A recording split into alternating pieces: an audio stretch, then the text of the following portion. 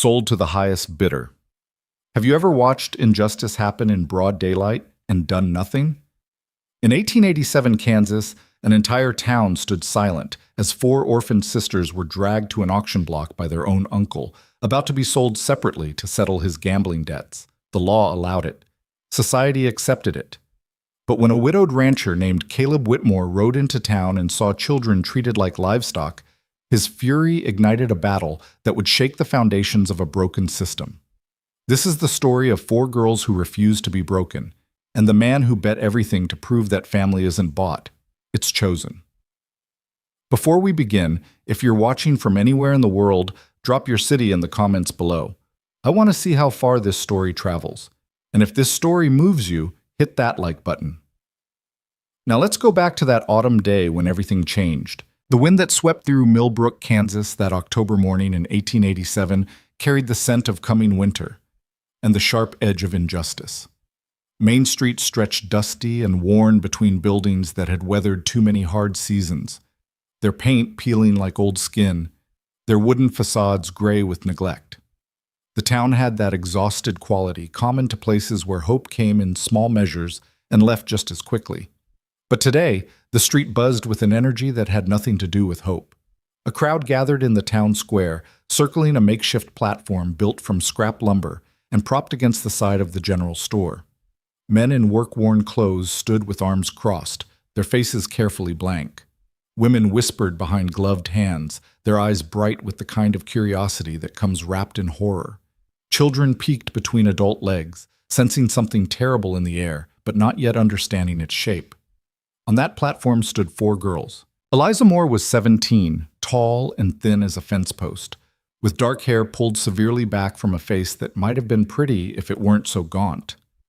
Her gray eyes swept the crowd with a wariness that suggested she'd learned early not to trust kindness from strangers. Her calico dress, faded from too many washings, hung loose on a frame that hadn't seen enough food in too long. She held her sisters close, arranging them like a shield against what was coming. Margaret, 14, pressed against Eliza's left side, her auburn hair catching the weak sunlight. She had their mother's fine features and their father's stubborn jaw, and right now both were set in an expression of barely controlled terror. Her hands trembled as they gripped the fabric of Eliza's dress. On Eliza's right, 10-year-old Catherine stood with the unnatural stillness of a child who'd learned that invisibility might equal safety. Brown-haired and serious, she stared at her worn shoes as if the scuffed leather held answers to questions she was too frightened to ask. And in front of them all, barely visible behind Eliza's protective stance, 6-year-old Ruth clutched a rag doll with one hand and her oldest sister's skirt with the other. Golden curls framed a face still round with childhood, eyes wide and confused, not yet comprehending that the world could be this cruel. Their uncle, Vernon Hayes, stood to the side of the platform, sweat beading on his florid face despite the autumn chill. He was a thick man gone to fat, with the broken capillaries of a heavy drinker spiderwebbing across his nose and cheeks. His suit, once fine, showed the stains and wear of a man sliding steadily downward. His eyes wouldn't quite meet anyone's gaze directly, sliding away like oil on water. Next to him, thin and official in a black coat that had seen better days, stood the auctioneer, a man named Pettigrew who'd sold everything from farm equipment to foreclosed homes, and now, apparently, had no qualms about selling children. "Folks," Pettigrew called out, his voice carrying that practiced cadence of men who make their living from other people's desperation. "We're here today on a matter of legal business.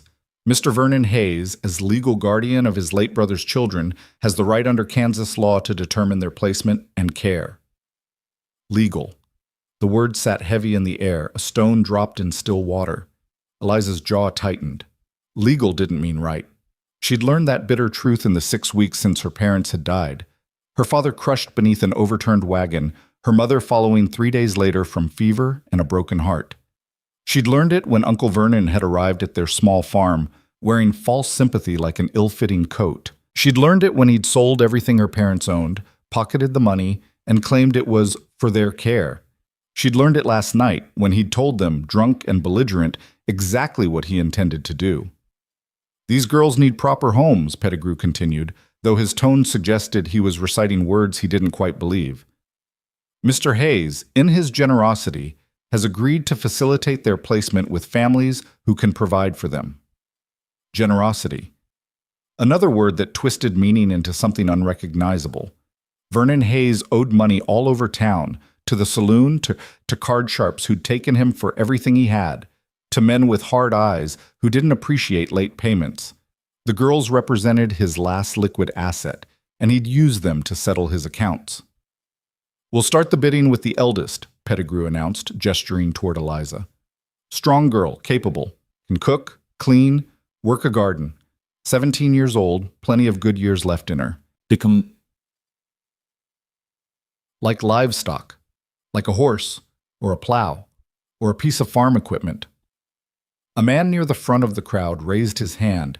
Silas Turnbull, who owned the boarding house at the edge of town. He was 60 if he was a day, with a wife buried 5 years back and a reputation for working his help harder than his horses. $50, he called out. Eliza's stomach dropped. She knew what $50 meant. 3 years of indentured servitude at minimum, likely more. She'd be worked until she was too worn to be useful, then cast aside. 60, came another voice. A woman this time, Mrs. Eldridge from the millinery shop. She needed someone to work in her shop, and everyone knew she paid in room and board rather than wages. Margaret's grip on Eliza's dress tightened until her knuckles went white. "Now hold on," Vernon Hayes interjected, his words slightly slurred even this early in the day. "We're selling them separate, not as a set. 4 girls, 4 sales. That's what we agreed, Pettigrew." That's right, the auctioneer confirmed. "Each girl will be placed individually, ensuring they all find appropriate homes." "No."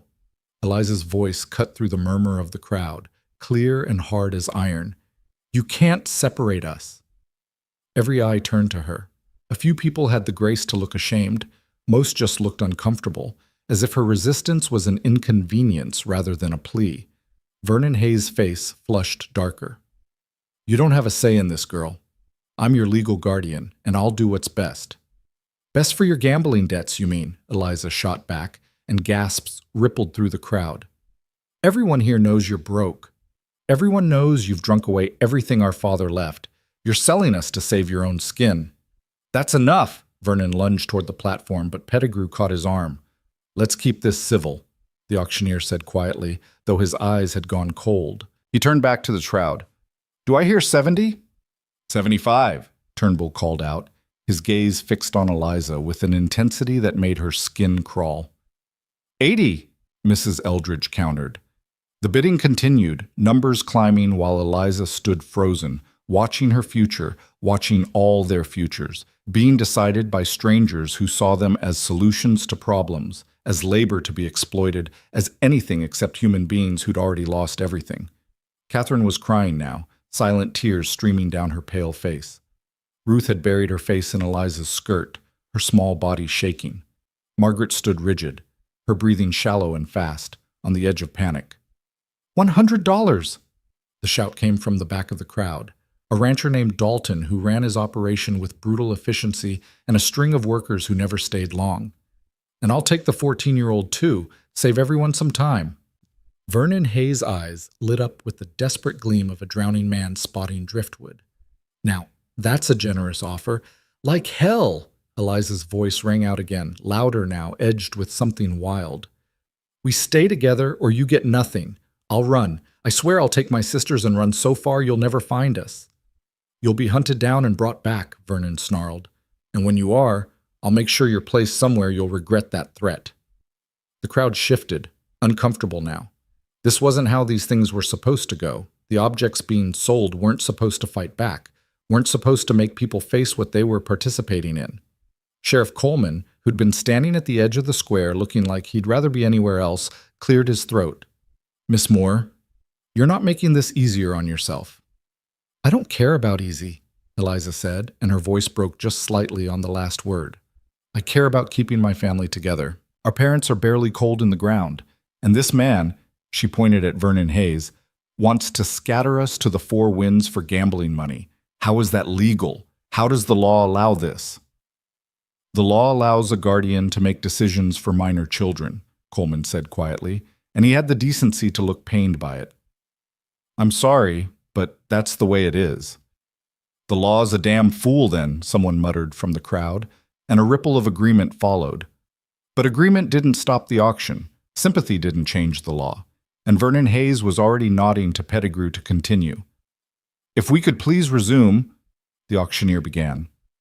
That's when the sound of hoofbeats echoed down Main Street. A single rider, moving at a pace too fast for town limits, the horse's hooves kicking up dust that glowed golden in the slanting morning light.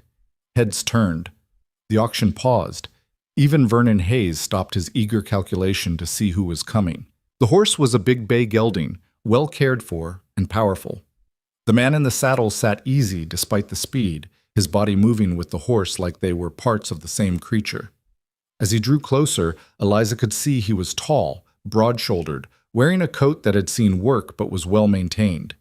His hat shadowed his face, but she could make out a strong jaw set in hard lines. He pulled up at the edge of the crowd, dismounted in one smooth motion, and the people parted for him without quite meaning to. There was something in his bearing, not aggression exactly, but a kind of solid presence that suggested he was used to being listened to. Caleb Whitmore was 38 years old, and looked like he'd earned every year of it. His face was weathered from sun and wind, creased at the eyes and mouth in ways that suggested he'd seen his share of both laughter and pain, though the pain had won out lately. Dark hair shot through with gray fell to his collar beneath his hat. His eyes, when he lifted his head, were the color of storm clouds, gray-blue and currently hard as granite. He'd been a widower for 2 years. His wife Sarah had died bringing their first child into the world, and the baby had followed her within hours. The ranch he ran was successful by anyone's measure, but success meant nothing when you came home to an empty house every night and the silence pressed down like a physical weight. He'd come to town for supplies, running late because a fence had needed mending. He'd heard the commotion from 2 streets over and came to see what the fuss was about. What he saw made his blood run cold. What in God's name is happening here? His voice carried across the square, quiet, but with an edge that cut through the murmuring crowd. Pettigrew drew himself up, trying for authority. Private business, Mr. Whitmore. A legal proceeding. Legal? Caleb's eyes swept the platform, taking in the 4 girls huddled together, the fear on their faces, the protective stance of the oldest. His gaze moved to Vernon Hayes, and something in his expression made the other man take an involuntary step back. You're selling children. Placing them, Pettigrew corrected.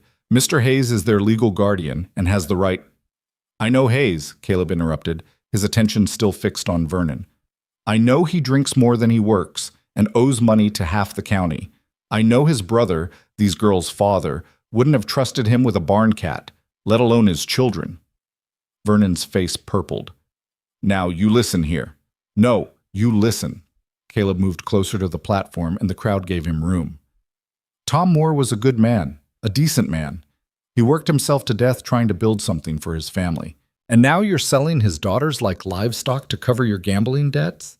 It's legal, Vernon repeated, but his voice had gone shrill. Legal.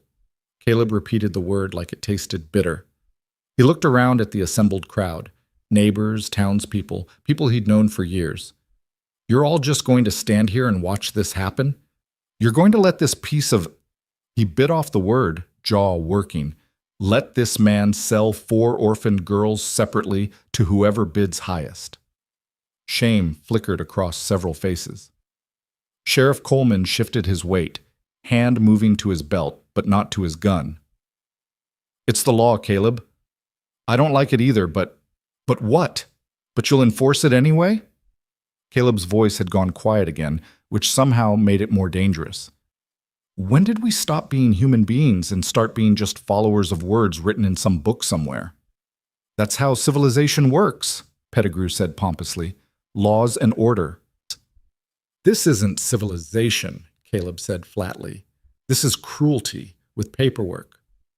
Eliza found herself staring at this stranger who'd ridden in like something out of the dime novels Margaret used to read. He was angry. She could see it in every line of his body, in the tight control he was exercising over himself. But his anger wasn't directed at them. It was directed at the situation, at the system, at the injustice of it. It was the first time in weeks anyone had been angry on their behalf rather than at them. "The auction's going to continue," Vernon announced, trying to regain control of the situation. "Mr. Whitmore, if you're not here to bid, I'll thank you to move along." Caleb turned to look at him, and Vernon actually flinched. "Oh, I'm bidding," Caleb said softly. "What's the current offer?" Pettigrew glanced at his notes, thrown off balance. $100 for the two eldest girls." $2,000, Caleb said. The crowd went silent. $2,000 was more than most families in Millbrook made in 5 years. It was a fortune. Vernon Hayes' eyes went wide. His mouth opened and closed soundlessly. Pettigrew actually took a step back, as if the sheer magnitude of the number had physical force. 2,000? Vernon finally managed. "That's what I said." Caleb's expression didn't change. "But I have one condition." "What condition?" Vernon was already calculating, already seeing salvation from his debts, already tasting the whiskey he'd buy with the money. "I take all 4 girls," Caleb said. "Together, not separated. All of them or the offer's off the table." Eliza's breath caught. Margaret's grip loosened slightly. Catherine looked up for the first time, hope warring with terror in her young face. Ruth peeked out from behind Eliza's skirt, her rag doll clutched tight. Vernon didn't even hesitate. "Deal! Pettigrew, write it up. 2,000 for all 4. Hold on," Sheriff Coleman interjected. "Caleb, you sure about this? 4 girls, that's a lot of responsibility. You're out there alone." "I know exactly what I'm doing, Jim," Caleb said quietly. "The question is whether you do." The sheriff's jaw tightened, but he nodded slowly. "If everyone's agreed." "We're agreed," Vernon said quickly, already reaching for the money he could almost taste. "Draw up the papers." The next 30 minutes passed in a blur of legal language and signatures. Caleb produced a bank draft. Apparently he'd been about to buy breeding stock and had come prepared for a major purchase. The irony wasn't lost on anyone that the same money meant for cattle was now buying children's freedom.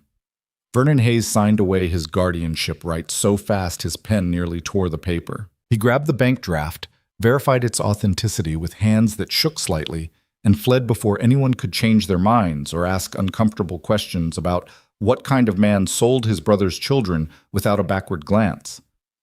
The crowd dispersed slowly, people drifting away with the guilty shuffle of witnesses who'd almost participated in something they'd regret for the rest of their lives. And then it was just Caleb and the 4 girls on the platform, with Sheriff Coleman and Pettigrew hovering nearby to ensure everything was legally proper. Caleb looked up at the sisters, and for the first time, his expression softened slightly. "My name's Caleb Whitmore. I have a ranch about 10 miles outside town. He paused, seeming to choose his words carefully. "I'm not exactly sure what I just did, but I know I couldn't walk away and let you be sold separately." Eliza studied him, trying to read the intentions behind his eyes. She'd learned in the past weeks that kindness often came with strings attached, that generosity usually expected repayment. "What do you want from us?" It was a blunt question, maybe even rude, but she was past caring about propriety. Caleb met her gaze directly. "I want you to be safe. I want you to stay together. Beyond that," he shrugged, "I haven't thought that far ahead." "You just spent $2,000, Eliza said. "Nobody does that without expecting something in return." "Fair enough." Caleb rubbed the back of his neck, suddenly looking tired. "The truth is, I've got a ranch that runs well enough but could use help. If you're willing and able, there's work. If not, we'll figure something else out. But I'm not going to work you to death, and I'm not going to separate you. That's a promise." "Promises from strangers don't mean much," Margaret said quietly, speaking for the first time. "No," Caleb agreed. "They don't. I guess you'll have to see if my actions match my words. Right now I'm offering you a place to stay, food to eat, and the chance to stay together. If that's not acceptable, tell me now, and I'll find another solution." Eliza looked at her sisters, Margaret, scared but trying to be brave, Catherine still crying silently, Ruth, who'd started to peek out from behind her skirt with cautious curiosity. They'd been through hell. They'd nearly been separated and sold to people who would have used them up and thrown them away. This stranger was offering them, what? Safety? Hope? A different kind of prison? but it was also the only offer that kept them together. "We'll go with you," Eliza said finally. "But if you hurt any of them, if you break your promise, I'll find a way to make you regret it." Caleb's mouth quirked slightly, not quite a smile, but close. "I'd expect nothing less. Now let's get you off this platform. You've stood up here long enough." He offered his hand, and after a moment's hesitation, Eliza took it. His grip was warm and calloused, the hand of someone who worked with his body and not just his words. He helped each sister down in turn, treating even little Ruth with the same careful respect. Sheriff Coleman cleared his throat. "I'll file the guardianship transfer papers tomorrow. Everything's legal and binding. Vernon can't come back and try to reclaim them." "He won't," Caleb said with quiet certainty. "Men like that don't come back once they've got what they want." They walked to where Caleb's horse waited, the big bay gelding standing patient and calm despite the chaos. Caleb looked at the four girls, clearly doing calculations in his head. "This is going to be tight. Ruth, you'll ride with me. Eliza, Margaret, Catherine, you'll have to share the saddle behind us. It's only 10 miles, but it'll be uncomfortable." "We've been uncomfortable before," Eliza said. The ride out of town was silent, except for the sound of hooves on packed dirt and the creak of leather. People watched from doorways and windows, but no one called out or tried to stop them. The girls clung to the saddle and each other, still not quite believing what had happened. They'd woken up this morning as property about to be auctioned. Now they were in the custody of a stranger who'd paid a fortune for them and claimed to expect nothing in return. Eliza didn't believe in miracles or convenient rescue. She'd learned that life didn't work that way, but she believed in being practical, and practically speaking, Caleb Whitmore represented their best chance at staying together. Everything else, they'd figure out as they went. The ranch, when it came into view, was bigger than Eliza expected.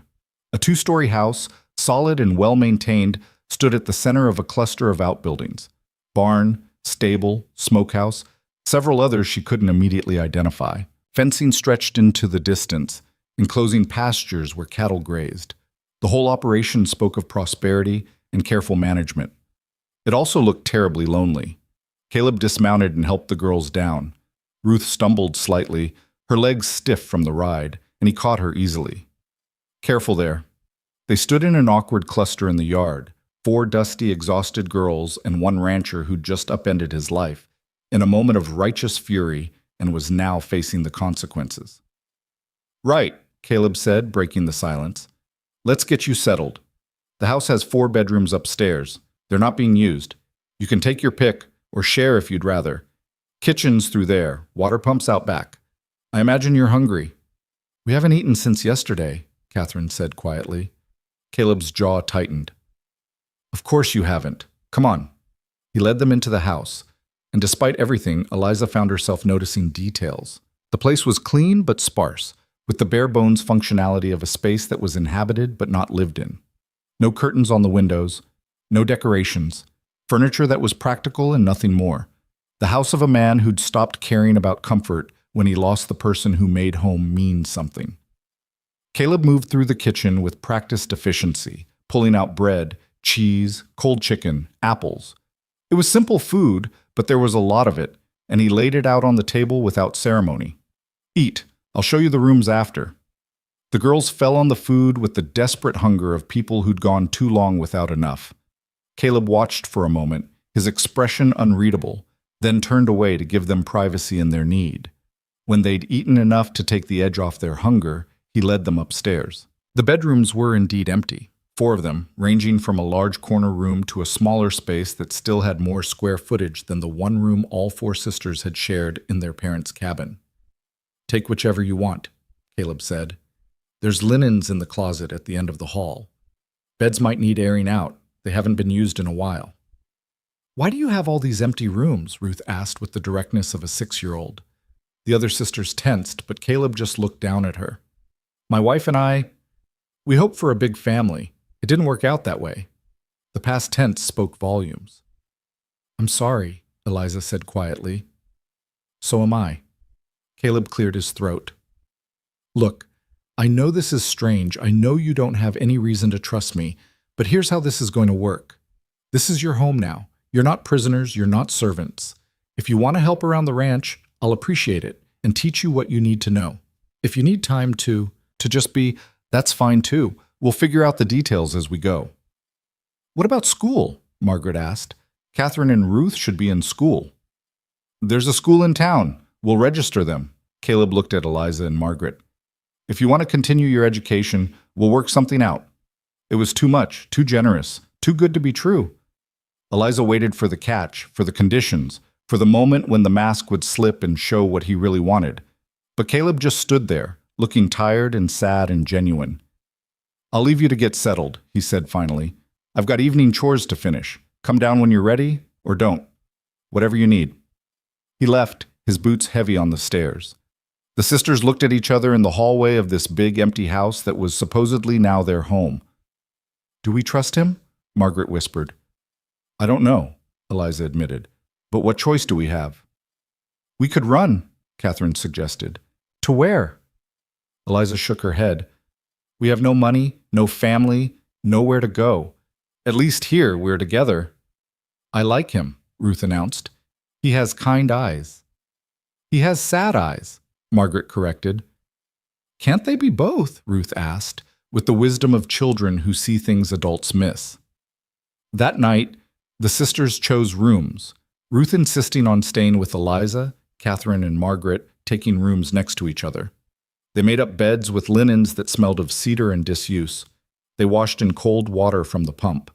They stood at windows looking out over land that seemed to stretch forever. And downstairs, Caleb sat alone at his kitchen table, wondering what the hell he'd just done and whether he was equipped to undo even a fraction of the damage that had been inflicted on 4 young souls who'd lost everything.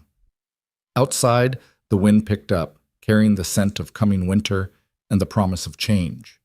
The auction was over, but the real test, learning to trust, learning to heal, learning to become something resembling a family, that was just beginning. Dawn came too early and too bright, spilling through uncurtained windows with the indifference of light that doesn't care whether you're ready for a new day. Eliza woke to find Ruth curled against her like a comma, one small fist clutching the worn fabric of Eliza's nightdress. For a moment, suspended between sleep and consciousness, she forgot where they were. Then memory crashed back. The auction, the stranger, the ranch, the promise of safety that still felt too fragile to believe. She slipped out of bed carefully, trying not to wake her youngest sister, and moved to the window. The land stretched out in shades of gold and brown, pastures rolling toward distant hills that looked like they'd been painted with a careful brush. Cattle dotted the landscape, dark shapes against the pale grass. Near the barn, she could see a figure moving, Caleb, already at work though the sun had barely cleared the horizon. The house was silent around her. Strange how quickly you could notice the difference between the silence of being alone and the silence of having people nearby. This was the latter, a quieter kind of quiet, filled with the small sounds of other people breathing in other rooms. Eliza dressed in the same faded calico she'd worn yesterday. It was the only dress she owned besides the one currently hanging over the chair to air out. She braided her hair with practiced efficiency and went downstairs, moving carefully on treads that creaked underfoot. The kitchen surprised her again in daylight. It was larger than she'd realized, with a good stove, a sturdy table, cabinets that lined one wall. But there was a neglected quality to it, a sense that meals were prepared here but not enjoyed, that this space had forgotten what it meant to be the heart of a home. She found bread in the bread box, butter in the ice box, eggs in a basket on the counter. Without consciously deciding to, she began making breakfast. It felt safer to have her hands busy, to be doing something useful. If she was useful, maybe they could stay. She had bacon sizzling in the pan when Margaret appeared in the doorway, her auburn hair mussed from sleep, her eyes still heavy. "You're up early," Margaret said, her voice rough. "Couldn't sleep." Eliza cracked eggs into the pan. "Did I wake you?" "No, the quiet did." Margaret moved to the water pump, worked the handle until water gushed into the basin. She splashed her face, the shock of cold driving away the last cobwebs of sleep. "This is strange, isn't it? Being here." "Everything's strange now." "Do you think he meant what he said? About us not being servants?" Eliza turned the bacon carefully. "I think he meant it when he said it." Whether he'll still mean it a week from now, a month from now, that's different. The back door opened, bringing a gust of cool air and Caleb with it. He stopped when he saw them, surprise crossing his face. "You're awake." "We're used to early mornings," Eliza said, more defensive than she intended. "I wasn't criticizing." Caleb moved to the sink, scrubbed his hands with the harsh soap that sat on the ledge. "I'm just not used to people being in the house." "Should we have stayed upstairs?" Margaret asked. "No." Caleb dried his hands on a towel that had seen better days. "This is your home. You can be wherever you want." That word again. Home.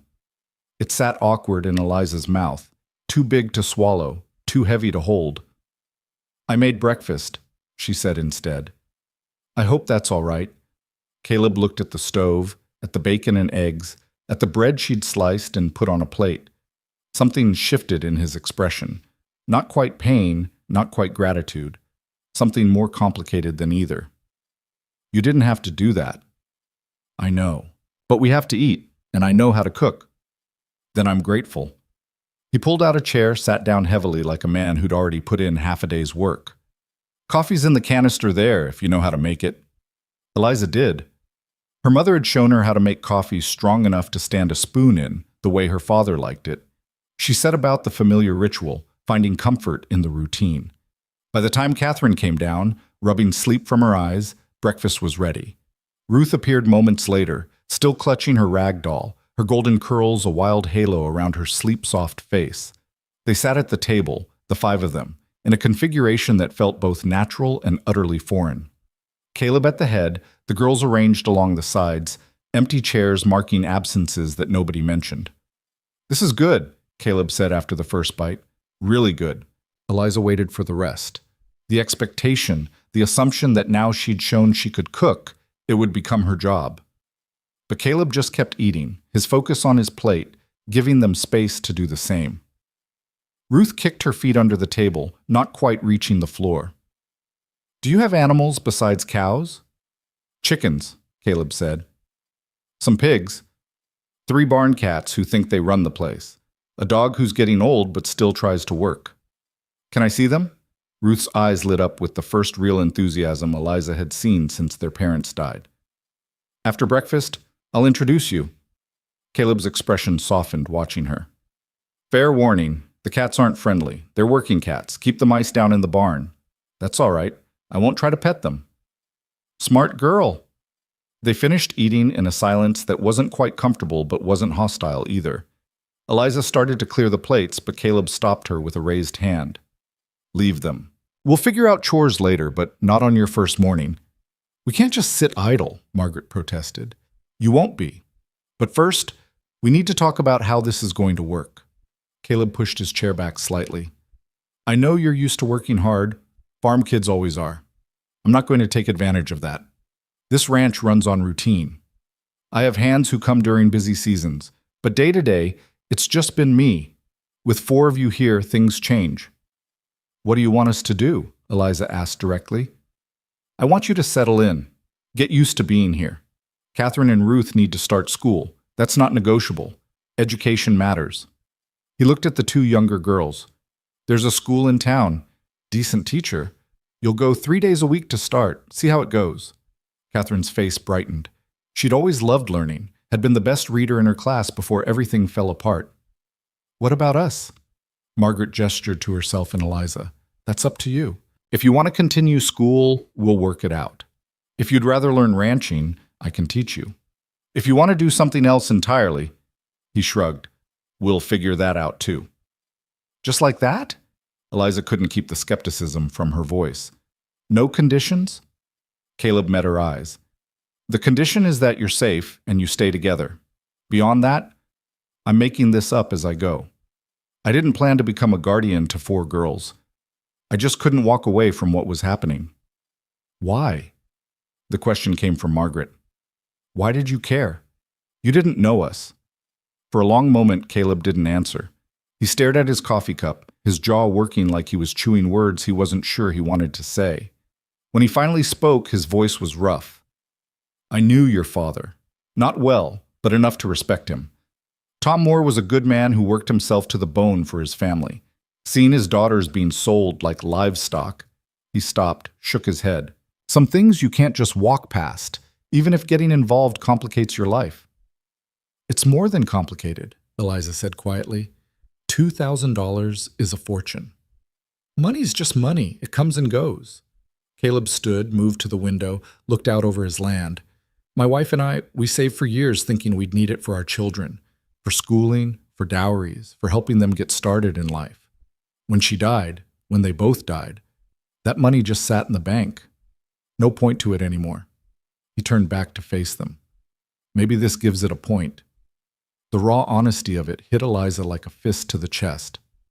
This man who'd saved them was so clearly broken himself, and he was trying to piece them all together while still shattered. "I'm sorry," she said, inadequate words for the weight of his loss. "Me too." Caleb cleared his throat, visibly pulling himself back from whatever dark place he'd wandered into. "All right. Ruth, you wanted to see the animals. Catherine, you can come too if you like. Margaret, Eliza, I'll show you the ranch, explain how things work. Then you can decide what you want to learn." They spent the morning in a strange kind of orientation. Caleb showed them the barn, vast and organized with military precision. Each tool had its place, each space its purpose. The chickens lived in a well-built coop, the pigs in a pen that was mucked out regularly. The old dog, a border collie named Jack, regarded them with weary wisdom and decided they weren't worth the energy of suspicion. The barn cats, true to Caleb's warning, watched from the rafters with feral eyes and kept their distance. Caleb explained the daily routine, feeding schedules, milking times, egg collection. He showed them the vegetable garden, currently lying fallow for winter, but still showing signs of careful planning. He pointed out the smokehouse, the root cellar, the well that provided fresh water. "It's a lot," he acknowledged, seeing the overwhelmed expressions on their faces. "You don't need to learn it all at once. Take your time." "How do you manage all this alone?" Margaret asked, genuine curiosity breaking through her reserve. "Routine, systems, and accepting that some things won't get done perfectly." Caleb leaned against the fence rail, watching his cattle graze in the distance. "I keep the essential things running, animals fed, fences mended, basics maintained. Everything else waits for when I have time or when it becomes urgent." Eliza looked at the ranch with new eyes.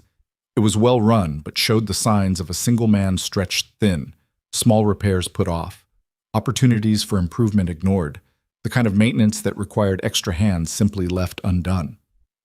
"We can help," she said. "We want to help." Caleb studied her. "Because you want to, or because you think you have to? Does it matter?" "Yes." He said it simply, with conviction. "I don't want you working out of fear or obligation. If you help, it should be because you choose to, because you find something in it that matters to you." "That's not how the world works," Eliza said flatly. "People don't get to just do what they want. They do what they must to survive." "Maybe, but you're not just surviving anymore. You're living. There's a difference." Before Eliza could respond, the sound of an approaching wagon drew their attention. A buckboard came up the drive, driven by a woman Eliza didn't recognize, middle-aged, sturdy, with the capable look of someone who'd weathered her share of storms and come through intact. Caleb's expression shifted, surprise mixing with something that might have been wariness. "That's Martha Gaines, runs the general store in town with her husband."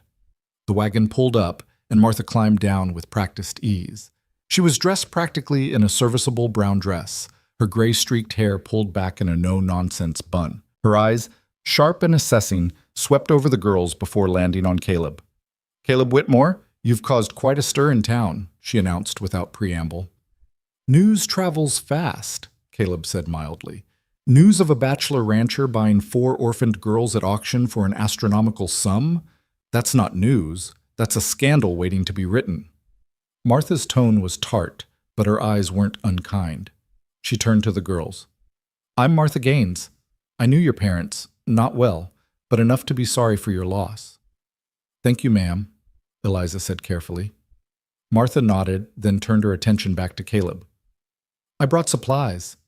Figured 4 girls might need more than what a bachelor keeps in his pantry." She gestured to the wagon bed, which was indeed loaded with crates and parcels.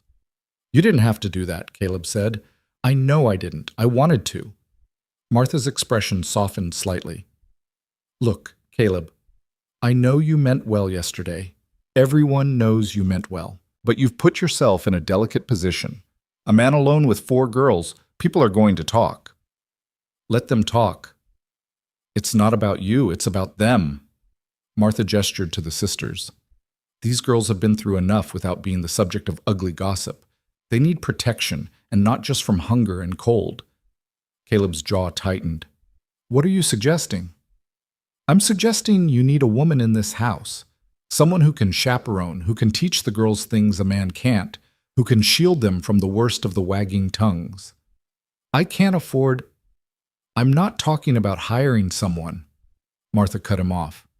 I'm talking about me. My youngest just got married and moved to Denver. My house is too quiet, and Frank spends most of his time at the store anyway. I could come out a few days a week, help get things settled, teach the girls what they need to know. Why would you do that? Eliza asked, suspicion coloring her tone. Martha looked at her directly. Because I'm a woman who's lived long enough to know the difference between gossip that's harmless and gossip that destroys. Because your mother, from what I knew of her, was a decent woman who deserved better than dying young and leaving her daughters at the mercy of a worthless brother-in-law. And because Caleb Whitmore, for all his rough edges, is one of the few truly good men I know, and I won't see him crucified for doing the right thing. The speech hung in the air, blunt and honest. Caleb shifted his weight, clearly uncomfortable with the praise. I appreciate the offer, he said slowly, but I need to think about it. Fair enough, think fast. Martha moved to the wagon, started unloading crates with the efficiency of someone who didn't wait for help. In the meantime, I brought flour, sugar, salt, fabric for dresses. Those girls can't wear the same rags every day. Thread, needles, and a few other necessities. Margaret and Eliza moved to help without being asked, their instincts for useful work too ingrained to ignore. Catherine and Ruth hung back, watching this new development with wide eyes. There's also books, Martha continued, pulling out a crate that clinked with the sound of glass jars. Primers for the young ones, some novels for the older girls. Can't have children in a house without books. Mrs. Gaines, Caleb started. Martha. And don't thank me. Just think about my offer. These girls need more than you can give them alone, and there's no shame in accepting help. She finished unloading, dusted her hands on her skirt. I'll be back Wednesday. By then, you'll have had time to think. She climbed back into the wagon, gathered the reins with competent hands. Girls, I know this is all strange and frightening, but Caleb's a good man. Give him a chance. Give yourself a chance. With that, she snapped the reins and the wagon lurched forward, heading back down the drive. They stood watching until the wagon disappeared, then turned to look at the supplies she'd left. More than they could have bought with a month's careful saving, given freely by a woman who owed them nothing. Why did she really come? Margaret asked quietly. Caleb sighed, ran a hand through his hair. Because she's right. I didn't think this through yesterday. I just acted. And now we're all dealing with the consequences. You regret it, Eliza said flatly. No. Caleb's response was immediate and firm. I don't regret stopping that auction. I don't regret keeping you together. But I do regret not thinking about how this looks, what it means for your reputations. Our reputations were destroyed the moment our uncle put us on that platform, Eliza said bitterly. Then we'll rebuild them. Caleb met her eyes. But Martha's right. You need more than I can provide. If she's willing to help, we'd be fools to refuse. They carried the supplies inside, stacking crates in the kitchen and parlor. The fabric Martha had brought was simple but new, calico and muslin in practical colors, enough to make dresses for all 4 girls. The books ranged from children's primers to more advanced texts, even a novel or two that made Margaret's eyes light up with hunger. That afternoon, while Catherine and Ruth explored the ranch under Jack's watchful supervision, Eliza and Margaret sat at the kitchen table with the fabric, trying to remember their mother's instructions about pattern making and seams. Caleb worked outside, the sound of his hammer ringing as he repaired a fence rail that had needed attention for months. Every so often, Eliza found herself looking out of the window, watching him work with the steady focus of a man who found comfort in physical labor. He's lonely, Margaret observed, following her sister's gaze. We're all lonely, Eliza replied. That's not what I mean. He's lonely in a different way, like he's forgotten how to be around people. Maybe we all have. That evening, Caleb taught them how to milk the cow, a patient old Jersey who tolerated their fumbling attempts with stoic resignation. Ruth proved surprisingly adept, her small hands finding the rhythm quickly, her delight at the first streams of milk making even Caleb smile. They ate dinner together again, this time a stew Caleb had made that was hearty but bland, speaking to a man who cooked for fuel rather than pleasure. Afterward, Margaret read aloud from one of the books Martha had brought, her voice filling the quiet house with words about adventures in places none of them had ever seen. Caleb sat in his chair by the cold fireplace, listening without comment, his face unreadable. Ruth fell asleep curled against Eliza, thumb in her mouth despite being too old for such comfort. Catherine fought to keep her eyes open, not wanting to miss a word. When Margaret finally closed the book, her voice hoarse from reading, Caleb stirred. Your mother taught you to read well. She loved books, Margaret said softly. She said reading was the cheapest way to travel the world. She was a wise woman. She was. Margaret stood carefully so as not to wake Ruth. I should get them to bed. I'll carry her, Caleb offered, moving to lift Ruth with surprising gentleness. The little girl stirred but didn't wake, simply transferring her trust from one protector to another in the fluid way of children. Eliza watched him carry her youngest sister upstairs, watched the careful way he navigated the stairs and laid Ruth on the bed, watched him step back like he was afraid his presence alone might cause harm. Thank you, Eliza said from the doorway. Caleb looked up, surprised. For what? For yesterday, for today, for not making this harder than it has to be. It shouldn't be hard at all. You're children who lost their parents. Basic decency says you deserve safety and care. Basic decency is rarer than you think. I know. Caleb moved past her into the hallway. But that doesn't make it any less right. He went back downstairs, leaving Eliza to help her sisters prepare for bed. They washed in cold water, changed into nightdresses Martha had included in her supplies, simple cotton that was nonetheless better than the worn linens they'd been wearing. They said quiet goodnights, each retreating to their chosen rooms. But sleep didn't come easily. Eliza lay awake listening to the unfamiliar sounds of the house settling, of wind moving through trees she couldn't see, of cattle lowing in distant pastures. Strange how you could be physically exhausted but mentally unable to rest, your mind circling the same questions over and over. Who was Caleb Whitmore really? What did he want? How long before the kindness wore thin and the reality set in? Downstairs, Caleb sat at his kitchen table with a bottle of whiskey he rarely touched and a ledger he needed to update. The numbers told a clear story. The ranch was profitable, but $2,000 was still $2,000. It would take careful management to absorb that loss without cutting into necessary operations. But he'd meant what he said. Money was just money. He could always make more. What he couldn't do was walk away from 4 girls being sold like livestock and still look at himself in the mirror. He thought about Sarah, about the children they'd never had, about the empty rooms upstairs that had haunted him for 2 years. Those rooms had people in them now, frightened, damaged, wary people who had no reason to trust anyone, let alone him. He'd bought them their freedom, but freedom wasn't the same as safety. Safety wasn't the same as belonging. And belonging, that was going to take time he wasn't sure any of them had. The ledger sat forgotten as Caleb poured 2 fingers of whiskey, then poured it back into the bottle without drinking. He couldn't afford to be anything less than clear-headed. Not now, not with 4 lives depending on him to be better than he felt. Morning came again as it always did, indifferent to whether anyone was ready. This time all 4 girls were awake when Caleb came in from early chores. This time, breakfast was already cooking. Eliza had started it, but Margaret and even Catherine had helped, the 3 of them moving around the kitchen with the practiced coordination of sisters who'd worked together before. You're making a habit of this, Caleb observed. We're making ourselves useful, Eliza corrected. There's a difference. Is there? Yes. Useful means we have value. It means you have a reason to keep us. Caleb set down the eggs he'd collected, faced her directly. I don't need a reason to keep you. The papers are signed. You're not going anywhere unless you choose to. Everything has conditions, Eliza said stubbornly. even kindness. Then here's my condition. Stop waiting for me to turn into a monster. Stop bracing for the blow. If I'm going to hurt you, I'd have done it already." The bluntness of it caught her off guard.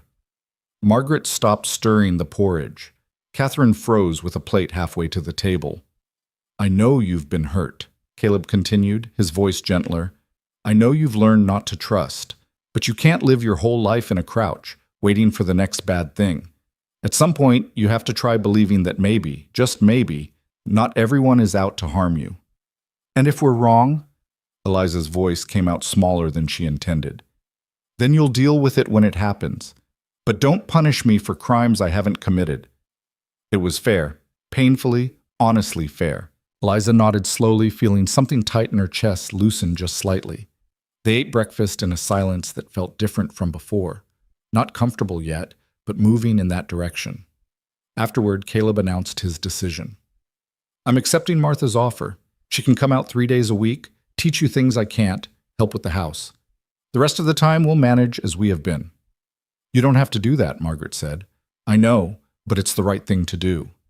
Caleb stood, collected his hat from the peg by the door. "Today, I need to ride out and check the north fence line. It's about a 4-hour round trip. You'll be alone here." The implications hung in the air. He was trusting them not to run, not to destroy anything, not to prove his faith misplaced. "We'll be fine," Eliza said. "I know you will." Caleb paused at the door. "There's a rifle above the mantel if you need it. God forbid. Food in the pantry. If anyone comes by, you don't have to answer the door. This is your home. Act like it." He left, and they heard him ride out moments later, the sound of hoofbeats fading into distance. The four sisters stood in the kitchen of a house that was supposedly theirs, in a life that still felt borrowed, trying to figure out what came next. "We should clean," Catherine suggested. "Really clean. Make it nice." And so they did. They swept and scrubbed, dusted and organized, bringing order to a space that had forgotten what a woman's touch could do. They found linens that needed mending and sat together stitching, their hands remembering skills their mother had taught. They explored the house more thoroughly, finding traces of the woman who'd lived here before. A pressed flower in a Bible, delicate handwriting in a recipe book, a shawl forgotten in a closet that still carried the faint scent of lavender. Sarah Whitmore had existed in these walls, had loved and hoped and lost. Her absence was a palpable thing, a ghost they were now living alongside. When Caleb returned that afternoon, he stopped in the doorway of the kitchen and just stared. The room gleamed. Curtains they'd found in a trunk now hung at the windows. The table was set with dishes they'd washed and polished. Bread was rising in bowls covered with clean cloths. "You didn't have to do this," he said, his voice rough. "We wanted to," Eliza replied, and realized it was true. They hadn't cleaned out of obligation or fear. They'd cleaned because it felt good to make something better, to take a space that was hurting and help it heal. Maybe that's what they were all doing, not just the house, but each other, taking broken pieces and seeing if they could fit them back together into something that resembled whole. It wouldn't be easy. It wouldn't be quick. But standing there in that clean kitchen with the smell of rising bread and the last light of afternoon streaming through newly washed windows, it almost felt possible. Wednesday arrived with Martha Gaines, punctual as sunrise and twice as inevitable. She pulled up in her buckboard precisely at 9 o'clock, the wagon bed loaded with what looked like half the contents of her house. Caleb met her in the yard, and Eliza watched from the kitchen window as they spoke in low tones, Martha gesturing emphatically while Caleb listened with the patience of a man who knew arguing with Martha Gaines was about as productive as arguing with weather. When they came inside, Martha surveyed the transformed kitchen with an approving eye. "Well, someone's been busy." "The girls wanted to help," Caleb said. "Did they now?" Martha's sharp gaze swept over the four sisters standing in an uncertain cluster near the table. Or did they think they had to prove their worth? The accuracy of the observation stung. Eliza lifted her chin. "Does it matter which?" "Matters a great deal, child. Work done from joy sits different than work done from fear." Martha set down the basket she'd been carrying. "But we'll get to that. First things first, Caleb, you've got fence work waiting, and I've got teaching to do. Go on." Caleb looked like he wanted to protest, then thought better of it. I'll be in the north pasture if you need me." "We won't," Martha said with the kind of certainty that brooked no argument. After Caleb left, Martha turned her full attention to the girls. "All right, let's establish some ground rules. I'm not here to replace your mother. Nobody could do that. I'm not here to boss you around or make you miserable. I'm here because a house with 4 young women and 1 man needs a woman's presence, and because you deserve to learn things that will help you make your own way in this world." "What kind of things?" Catherine asked quietly. "Practical things. How to sew properly, not just mend. How to cook meals that don't just fill bellies but satisfy souls. How to manage a household budget, keep accounts, make decisions about money. How to carry yourselves so people see your strength instead of your circumstances." Martha pulled out a chair and sat. "But first, we need to talk about what happened in town." The sisters exchanged glances. Eliza spoke first. "We know people are talking. Talking is putting it mildly. Half the town thinks Caleb's a saint. The other half thinks he's either a fool or has less noble intentions." Martha's expression hardened. "The second half is wrong, and I'll thrash anyone who suggests otherwise, but that doesn't stop the whispers." "We didn't ask to be rescued," Margaret said, defensive. "No, you didn't, but you were, and now we all deal with the consequences." Martha leaned forward. "Here's the truth. Women get judged more harshly than men, and young women without family get judged harshest of all. Fair? No. Reality? Yes. Which means you need to be smarter, work harder, and give people less ammunition to use against you." "How?" Eliza asked. "By being beyond reproach. By learning everything you can. By making yourselves indispensable not just to this household, but to this community." Martha pulled fabric from her basket. "Starting with making you dresses that don't look like you've been sleeping in ditches. Can any of you use a sewing machine?" Margaret raised her hand tentatively. "Mother taught me basic stitching." "Good. There's a machine upstairs, Sarah's. She was an excellent seamstress, and I won't see that machine gathering dust." Martha stood. "Come on, time's wasting, and we've got 4 dresses to make before winter sets in proper." The sewing machine sat in what had clearly been Sarah Whitmore's workroom, a small space off the main bedroom with good light from 2 windows.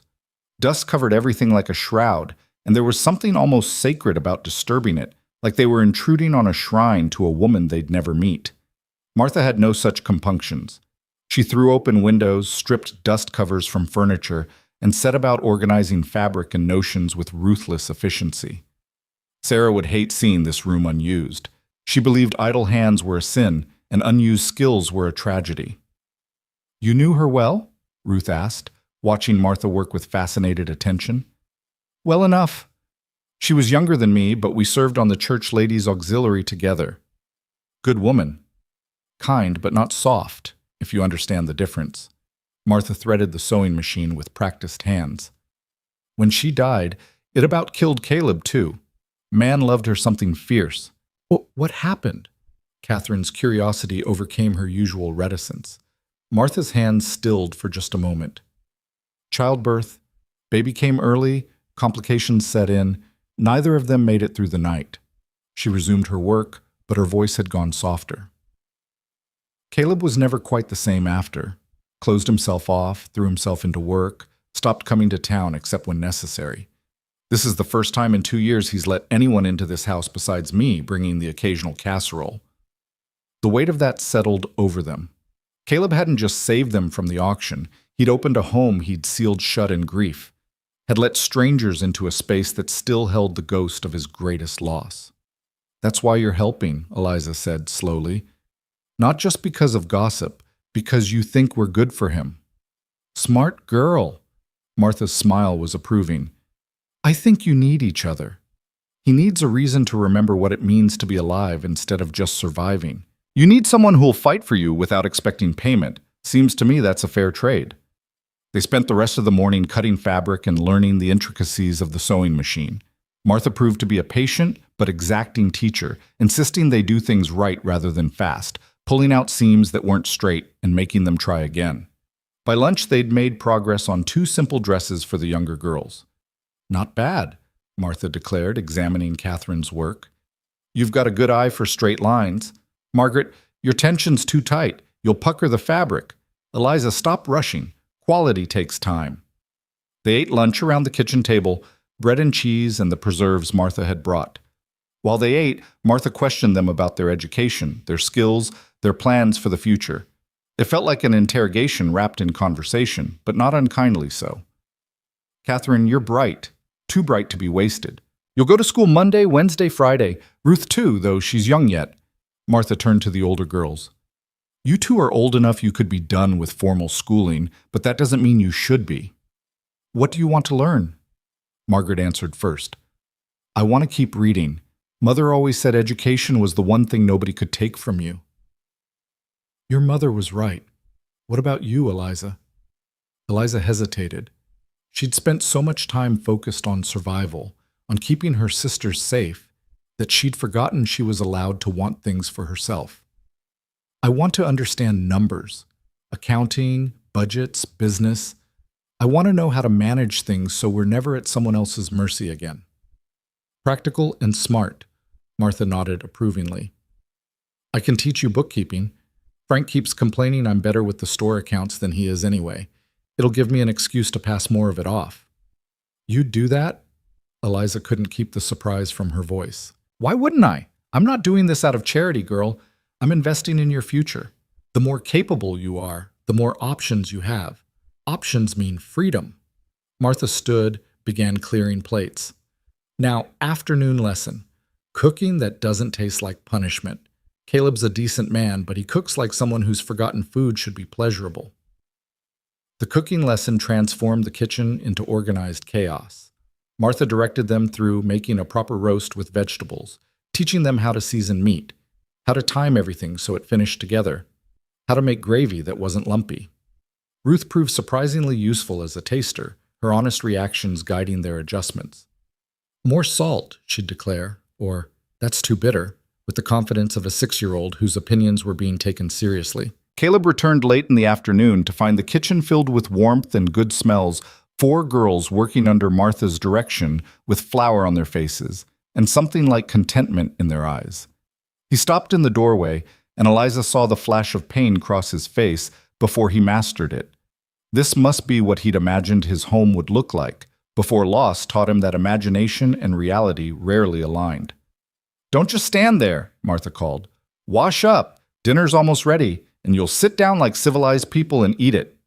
They gathered around the table, 5 of them plus Martha making 6, and for the first time since their parents died, the girls experienced something that felt almost like normal. The food was good, the conversation careful, but real.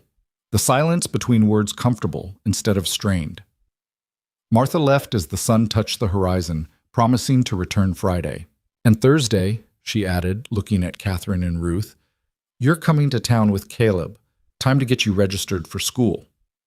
After she left, Caleb helped with dishes, an offer that surprised Eliza until she realized he'd probably been doing his own washing up for 2 years and saw no reason to stop now. They worked in quiet efficiency, the rhythm of wash and dry and put away almost meditative. Martha means well, Caleb said finally, breaking the silence. But she can be overwhelming. If it's too much, it's not, Eliza interrupted. She's teaching us things we need to know. Maybe. But don't let her make you think you have to be perfect to deserve to be here. Aren't we supposed to be beyond reproach? Eliza echoed Martha's words. Caleb's jaw tightened. Martha sees the world as it is. I'd rather work toward changing it. One person can't change the world. No, but they can change their corner of it. Thursday dawned gray and threatening rain. Caleb hitched the wagon while Catherine and Ruth dressed in their best clothes, which still weren't much, but at least they were clean. The younger girls were nervous, their breakfast sitting uneaten as they worried about school, about other children, about being the girls everyone would know had been sold at auction. They'll stare, Catherine said quietly. Everyone will know who we are.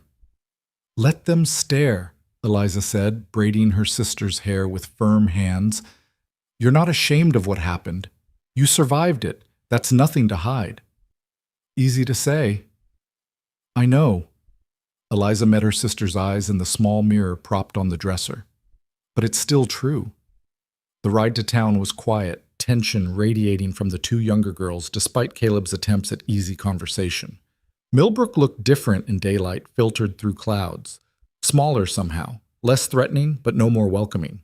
People watched as they passed, some waving to Caleb, others simply staring at the girls in the wagon bed. The school was a simple white building at the edge of town, a bell tower rising from its peaked roof. Children played in the yard, their shouts and laughter carrying that particular quality of youth that doesn't yet know to be self-conscious.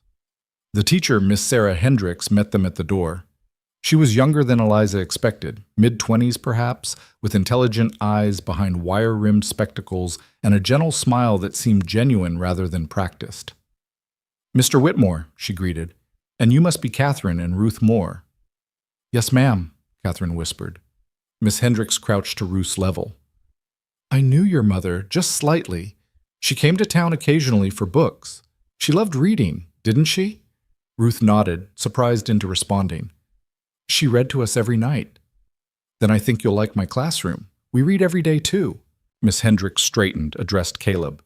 "I heard what happened at the auction. I heard what you did. That took courage." "Common decency shouldn't require courage," Caleb said gruffly. "Perhaps not. But we live in a world where it does." Miss Hendricks turned back to the girls. "You're welcome here. Both of you.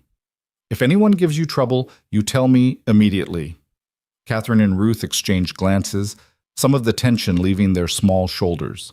Miss Hendricks walked them into the schoolhouse, introducing them to other students with a matter-of-fact kindness that left no room for cruelty.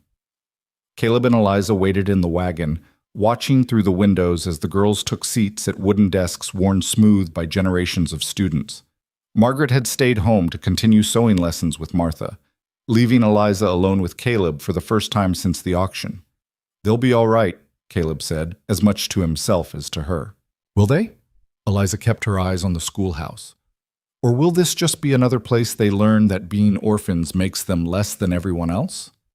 Miss Hendricks is good people. She won't allow that." "One teacher can't control what children say when adults aren't listening," Caleb sighed. "You're determined to expect the worst, aren't you?" "I'm determined to be realistic." "There's a difference between realistic and pessimistic, Eliza. One keeps you safe, the other keeps you miserable." Before she could respond, he flicked the reins and the wagon lurched forward. They had supplies to collect, and Martha had given Eliza a list of items needed for the sewing projects. The general store loomed ahead, and with it, the first real test of how the town would receive them.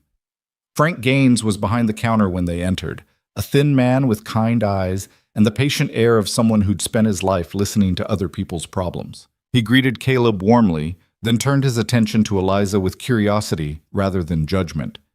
"You must be one of the Moore girls. I'm Frank Gaines, Martha's husband." "Eliza Moore, sir." "No sir necessary. Frank's fine." He took the list she offered, scanning it quickly. "Martha's got you sewing, I see. She's a good teacher, strict but fair." While Frank gathered supplies, other customers filtered in and out. Some nodded politely. Others whispered behind their hands, casting sidelong glances at Eliza and Caleb. One woman, Mrs. Turnbull, wife of the man who'd bid on Eliza at the auction, looked her up and down with open disdain before turning her back entirely. Eliza felt her face heat with shame and anger mixed together until she couldn't separate them.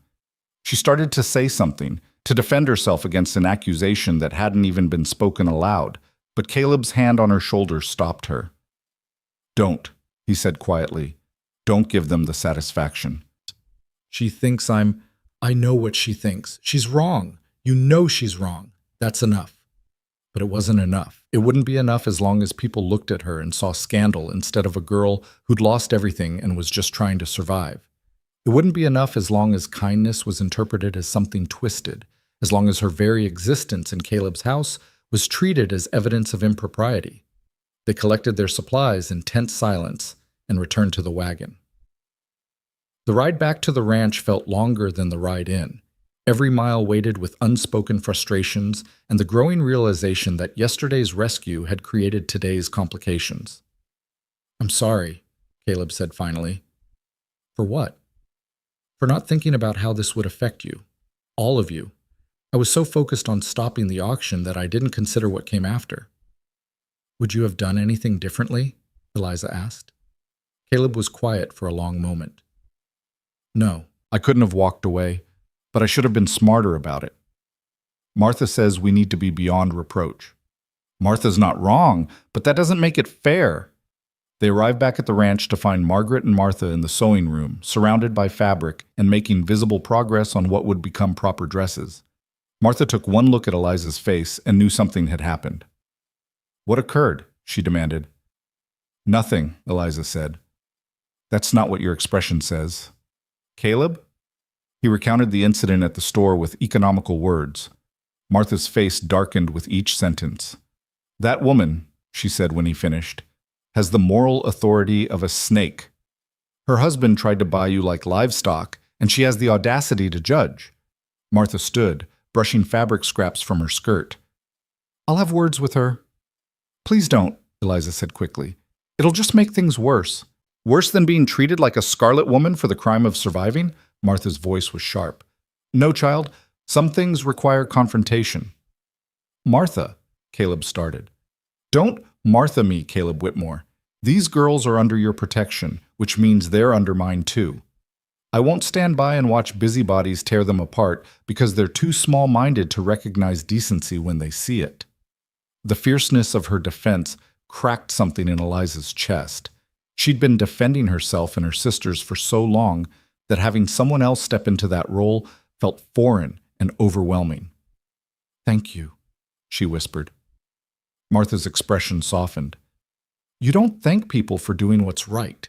You just remember it when it's your turn to stand up for someone else. The afternoon passed in the rhythm of sewing and instruction, Martha's voice filling the house with lessons both practical and philosophical. She taught them stitches and seam allowances, but also spoke about dignity, about building lives that meant something, about the difference between surviving and thriving. When they broke for dinner, Caleb announced his plan. Tomorrow I'm riding to the county seat. There's a lawyer there I trust. I want to make the guardianship arrangement ironclad. No loopholes. No way for Vernon to come back and try to reclaim you for any reason. He signed papers, Margaret said. He did. But I want more than his signature. I want legal documentation that couldn't be challenged even if he sobered up and got religion. Caleb looked at each girl in turn. I want you protected, not just now but permanently. That costs money, Eliza said. Everything costs money. The question is whether it's worth it. And this is? Without question. Saturday morning, Caleb left before dawn. The ride to the county seat a full day's journey. He'd be gone overnight, staying at a boarding house, and returning Sunday afternoon. It was the first time the girls would be truly alone at the ranch, without even the buffer of Martha's presence. You'll be fine, he said before mounting. There's food in the pantry, rifle above the mantel if needed. Jack will alert you if anyone approaches. Lock the doors at night. I'll be back tomorrow. They watched him ride out, four sisters standing in the yard of a house that still didn't quite feel like home, about to spend 24 hours responsible for themselves and each other. We should make a list, Catherine said, ever practical. Figure out what needs doing. They spent the day in productive activity, feeding animals, collecting eggs, cleaning, mending, cooking. Margaret read aloud while they worked, her voice providing continuity between tasks. Ruth helped where she could and played with Jack when she couldn't, the old dog tolerating her attention with patient grace. As evening approached, they gathered in the kitchen to prepare dinner. Eliza found herself relaxing into the routine, into the comfort of having her sisters around her, safe and together. Maybe they could make this work. Maybe Caleb's protection and Martha's teaching would be enough to build something resembling a future. The sound of approaching horses shattered that fragile peace. Jack's bark, sharp and warning, brought them all to attention. Eliza moved to the window, pulling the curtain aside just enough to see. 3 riders approached, men she didn't recognize, moving with the casual confidence of people who expected no resistance. Who are they? Margaret whispered. I don't know. Eliza's mind raced. Caleb had said to lock the doors, that Jack would alert them to visitors. He hadn't said what to do if those visitors didn't look friendly. The men dismounted in the yard. The one in front was older, heavy-set, with the weathered face of someone who worked outdoors. The other 2 were younger, harder, with guns visible on their hips. A knock came at the door, loud and demanding. We know you're in there, a voice called. Open up. We want to talk to Whitmore. He's not here, Eliza called back, trying to keep her voice steady. Then we'll talk to you. The doorknob rattled. Open the door. No. Eliza looked at her sisters. Catherine had gone pale. Margaret stood frozen. Ruth clutched her rag doll with white knuckles. Catherine, take Ruth upstairs. Margaret, get the rifle. You know how to use that? The man outside called, amusement in his voice. Eliza didn't answer. Margaret returned moments later with the rifle, her hand shaking as she held it. Eliza took it, checked that it was loaded, Caleb kept it ready just in case, and positioned herself near the door where she could see through the window but had cover if needed. What do you want? She called out. Just to talk. About a debt Whitmore owes. Caleb doesn't owe anyone anything. That's not what we heard. Seems he bought something that wasn't his to buy. Some folks think that creates an obligation. Understanding crashed over Eliza like cold water. Vernon. These men were connected to Vernon Hayes somehow, to the debts he owed, to the money he'd promised people before spending it all on drink and cards. The auction was legal, Eliza said. Sheriff Coleman was there. Papers were signed. Legal and right aren't always the same thing. The man's voice hardened. Open the door and let's discuss this reasonable-like. I'm not opening this door. You're trespassing. Leave before I shoot. Laughter from the other men. Girl thinks she's dangerous. I grew up on a farm, Eliza called out, voice steadier now. I've shot coyotes, wolves, and one rabid dog. I won't hesitate to add trespassing criminals to that list. The laughter stopped. A long silence followed, tense and dangerous. Whitmore's gone for the night? The lead man finally asked. Eliza didn't answer, wouldn't give them that information. Fine. We'll be back. Tell him Jackson Reeves came calling. Tell him we need to discuss his purchase and the complications it created. The sound of boots on wooden steps. You girls sleep tight now. They mounted and rode off, but not far. Eliza could hear them settling in somewhere beyond the barn, making camp. They weren't leaving. They were waiting. The sisters gathered in the kitchen, Ruth crying quietly, Catherine trying to be brave, Margaret shaking with delayed fear. We need to get help, Margaret said. How? Eliza set the rifle on the table, her own hands trembling now that the immediate threat had passed. Caleb's gone. The nearest neighbor is miles away. We can't leave the younger girls alone, and we can't all go together in the dark with those men out there. We wait for Caleb, Catherine said. He won't be back until tomorrow afternoon at the earliest. Can we hold out that long? They had food, water, the rifle. The house was solid. Doors and windows could be secured. But they were 4 girls alone facing at least 3 armed men who clearly had no intention of leaving peacefully. Eliza made the decision. We fortify. Check every door, every window. Make sure they're locked tight. We take shifts keeping watch through the night. If they try to break in, we shoot first and ask questions later. Can you actually shoot someone? Margaret asked quietly. Eliza thought about the auction, about Vernon's cruelty, about these men who thought 4 orphaned girls were easy prey. To protect you 3? Without hesitation. They spent the next hour securing the house, testing locks, checking sight lines from windows. Eliza positioned the rifle where she could reach it quickly from multiple rooms. They brought water upstairs, along with bread and cheese, in case they needed to stay there for an extended period. Night fell with the men still camped beyond the barn. They'd built a fire, small but visible, a reminder of their presence. Jack paced restlessly, growling low in his throat at intervals. The sisters tried to maintain normalcy. They ate dinner though none of them were hungry. Margaret read aloud though her voice kept catching. Ruth fell asleep from exhaustion, thumb in her mouth, ragdoll clutched tight. Eliza took the first watch, sitting by the downstairs window with the rifle across her lap. Margaret stayed with her, too frightened to sleep. I hate this, Margaret whispered. I hate being scared all the time. I hate that we can't just be safe. I know.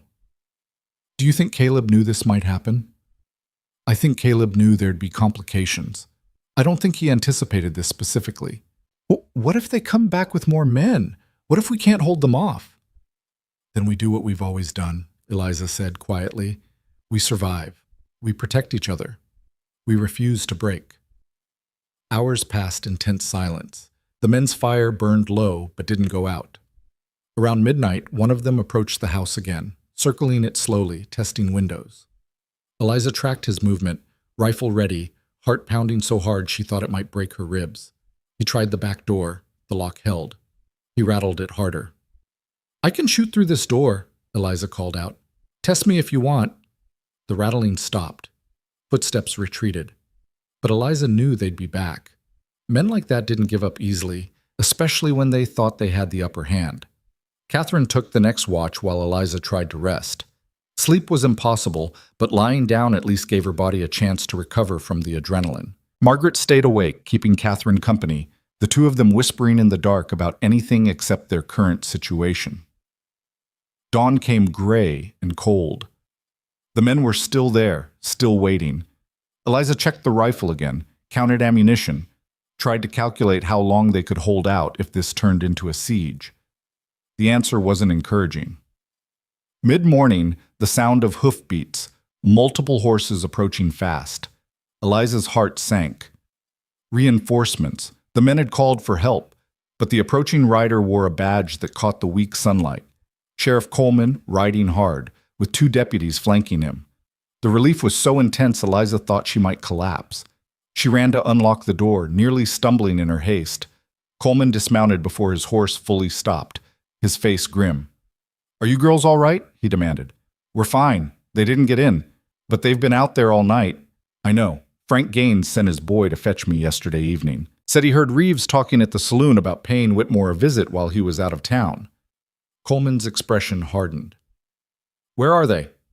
Eliza pointed toward the barn. Coleman and his deputies moved in that direction, hands on their weapons. Within minutes, angry voices carried across the yard. Coleman's authoritative bark, Reeves's defensive protests. The sisters watched from the window as the 3 men were rounded up, disarmed, and escorted away from the property. Reeves shouted something about debts and obligations, but Coleman shut him down with words Eliza couldn't quite hear, but whose tone was unmistakable. When the sheriff returned to the house, his expression had shifted from grim to angry. "Those men won't be bothering you again. Reeves is going to spend a few days in jail thinking about the consequences of trespassing and threatening minors. The other 2 will be fined and warned." "Thank you," Eliza managed. "Don't thank me yet. This isn't over." Coleman removed his hat, ran a hand through his thinning hair. "Vernon Hayes sold his guardianship rights, but the men he owed money to think that sale should have benefited them. They're not going to let this go easily." "What can we do?" "Nothing you're not already doing. Caleb's at the county seat getting the legal paperwork sorted, which is smart. When he gets back, we'll have a talk about security, about precautions." Coleman looked at the 4 of them, exhausted, frightened, but unbroken. "You did good, holding them off, took courage." "We didn't have a choice," Eliza said. "There's always a choice. You could have opened that door, could have let fear make you vulnerable. You didn't. That matters." After Coleman left, the sisters collapsed into chairs around the kitchen table. The crisis had passed, but its echoes would linger. They'd been tested and had survived, but the test itself revealed how precarious their safety really was. Margaret started to cry. Not the frightened tears of last night, but the exhausted sobs of someone who'd held themselves together through terror and could finally fall apart. Catherine joined her, and then Ruth, and finally even Eliza, the 4 of them weeping together over losses both past and present, over fear and relief, and the overwhelming weight of everything they'd endured. When Caleb rode in late that afternoon, he found them red-eyed but resolute, the house still locked tight, Jack pacing protectively in the yard. He took one look at their faces and knew something had happened. "Tell me," he said simply. Eliza told him, all of it. The men, the threats, the long night, Coleman's intervention. Caleb's expression grew darker with each sentence, his jaw working like he was grinding words between his teeth. When she finished, he was quiet for a long moment. Then he stood, walked to the window, looked out over land that was supposed to be safe. "This is my fault," he said finally. "I underestimated how far Vernon's debts reached. I thought paying him would end it." "You couldn't have known," Margaret said. "I should have." Caleb turned back to face them. "I should have anticipated this. Should have made arrangements. Should have what?" Eliza interrupted. "Let us be sold separately. Walked away because it might be complicated." "You saved us, Caleb, The rest is just dealing with consequences. Consequences that put you in danger. We've been in danger since our parents died. At least now we're in danger together, in a house with locked doors and a man who gives a damn what happens to us. The bluntness of it seemed to shake something loose in Caleb. He nodded slowly. All right, then we adapt. I'll talk to Coleman about hiring a ranch hand who can be here when I can't. I'll teach you girls to shoot properly, not just threaten. We'll make this place as secure as we can. Did you get the legal papers done? Catherine asked. Caleb's expression shifted, something like satisfaction crossing his face. I did. Ironclad guardianship, witnessed and notarized. Vernon Hayes has no legal claim to any of you anymore. Even if he sobered up and tried to challenge it, he'd lose. It was one piece of security in a situation that felt increasingly precarious. But it was something. That evening, they sat around the table and made plans. Real plans, practical plans. The kind of strategic thinking that came from accepting reality and working within it rather than wishing it were different. Caleb would hire help. The girls would learn defense.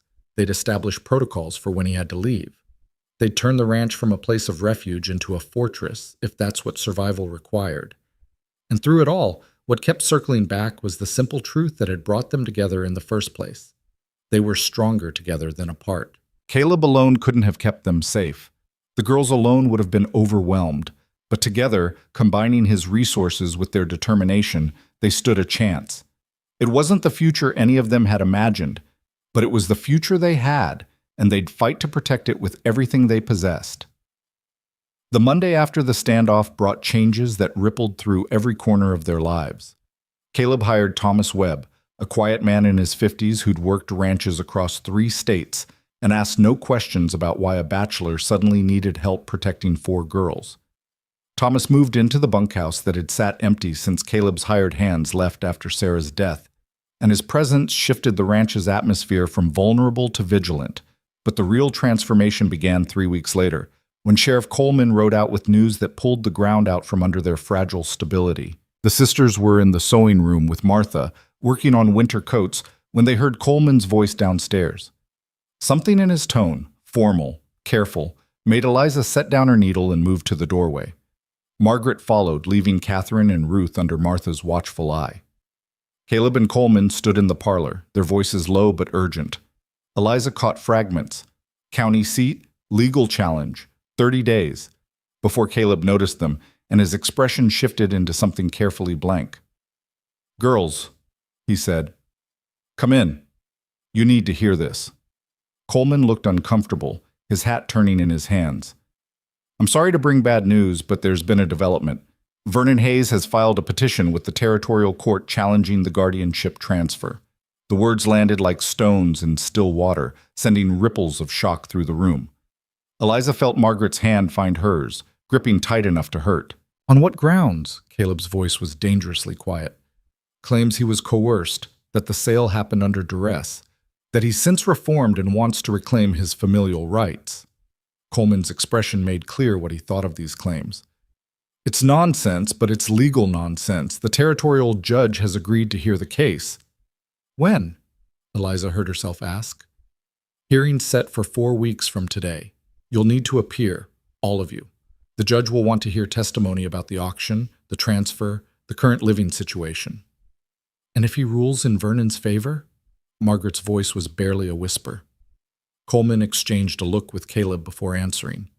Then the guardianship reverts to Hayes and the court orders you return to his custody. The silence that followed was absolute. Even the normal sounds of the house seemed to hold their breath. That's not going to happen, Caleb said finally, each word carved from granite. I'll get lawyers. The best lawyers money can buy. We'll fight this. Fighting costs money, Coleman warned. And Vernon's got backing now. Turns out the men he owed found a lawyer who sees profit in this case. They're representing him pro bono, hoping to get a settlement out of you to make it all go away. I won't pay them a cent. Caleb's hands had curled into fists at his sides. This is extortion dressed up as legal process. Maybe so. But it's still legal process, and we have to respect that. Coleman settled his hat back on his head. I'll testify on your behalf, as will Frank and Martha. Miss Hendricks has already sent word she'll speak to the girl's character and progress in school, but ultimately, it'll come down to what the judge believes serves the children's best interests. After Coleman left, the house fell into a stunned quiet. Martha came down from the sewing room, having heard everything through the floorboards, and set about making coffee with the grim determination of someone who dealt with crisis through action. Catherine and Ruth appeared in the doorway, their faces tight with the kind of fear that came from understanding just enough to know their world was crumbling again. "Are we going back to Uncle Vernon?" Ruth asked in a small voice. "No," Caleb said immediately, crouching to her level. "I promise you, that's not going to happen." "You can't promise that," Eliza said, hating the words even as she spoke them. "You can fight, you can hire lawyers, but you can't guarantee what a judge will decide." Caleb stood, met her eyes. "Then we make our case so compelling he has no choice." "How?" Margaret demanded. "Vernon will lie. He'll say whatever he needs to say to win, and we're just children. Who listens to children?" "This judge will," Martha said firmly, setting coffee cups on the table with decisive clinks. "Judge Morrison's been on the bench for 20 years. He's fair, not easily swayed by pretty speeches. If you girls stand up there and tell the truth about what Vernon did, about what your life is like now versus what it would be with him, Morrison will hear you." "And if that's not enough?" Catherine's voice trembled. "Then we find another way," Caleb said. "We appeal. We fight in a different court. We take this all the way to the territorial Supreme Court if we have to." "That could take years," Eliza said quietly, "and cost a fortune." "I don't care." Caleb's voice carried absolute conviction. "I made you a promise that you'd stay together, that you'd be safe. I don't break my promises." The next 4 weeks became a masterclass in controlled panic. Caleb hired a lawyer from Denver, a sharp woman named Elizabeth Crawford, who'd made her reputation defending the defenseless and had no patience for legal maneuvering, masquerading as justice. She arrived on a Tuesday, all business in a severe black suit, and spent 3 hours interviewing each girl separately, taking notes in quick, precise handwriting. "Your uncle's lawyer will try to paint Caleb as having improper motives," she told them bluntly.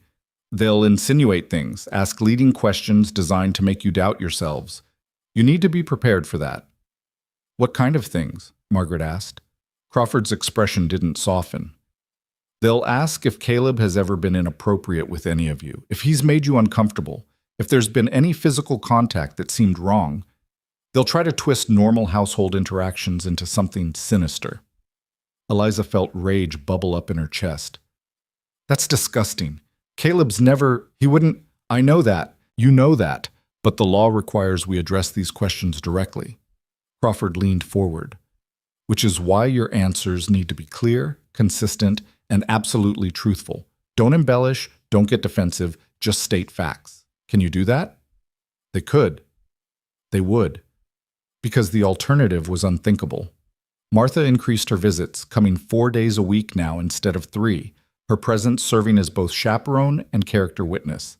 She drilled the girls on their testimony, playing devil's advocate with questions so harsh that Eliza sometimes wanted to cry. "Why should we believe you prefer living with a stranger over your own blood?" Martha would demand, channeling the opposing lawyer. "Because blood doesn't make someone family," Catherine would answer, her voice growing stronger with each practice session. "Caleb treats us with respect. He keeps us safe. He lets us stay together. Uncle Vernon sold us like animals. But he's reformed now. He says he's stopped drinking, found steady work, wants to make amends. Then he should make amends by leaving us alone." This from Ruth, whose innocent face delivering such pointed truth proved devastatingly effective. The school became another battleground.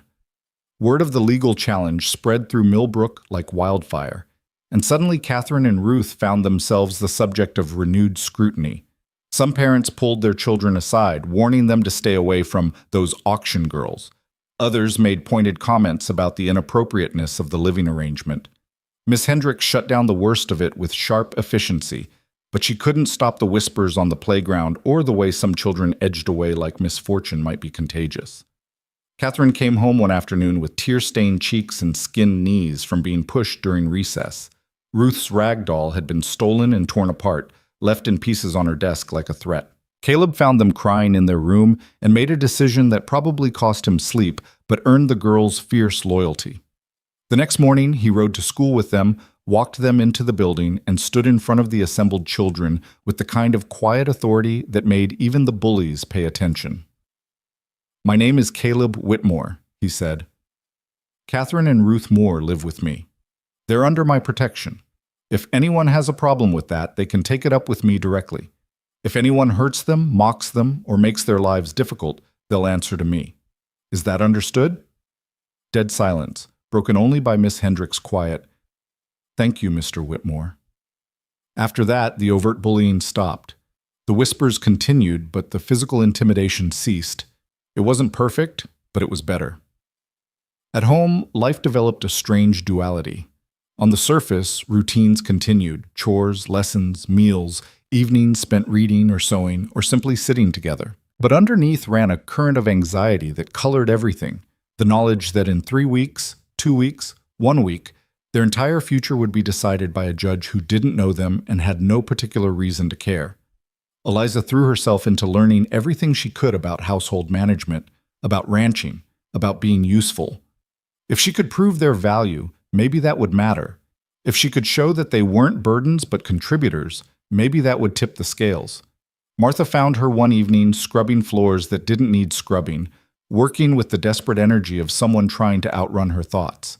"Stop," Martha said gently, taking the brush from Eliza's hands. "This won't help. I need to do something.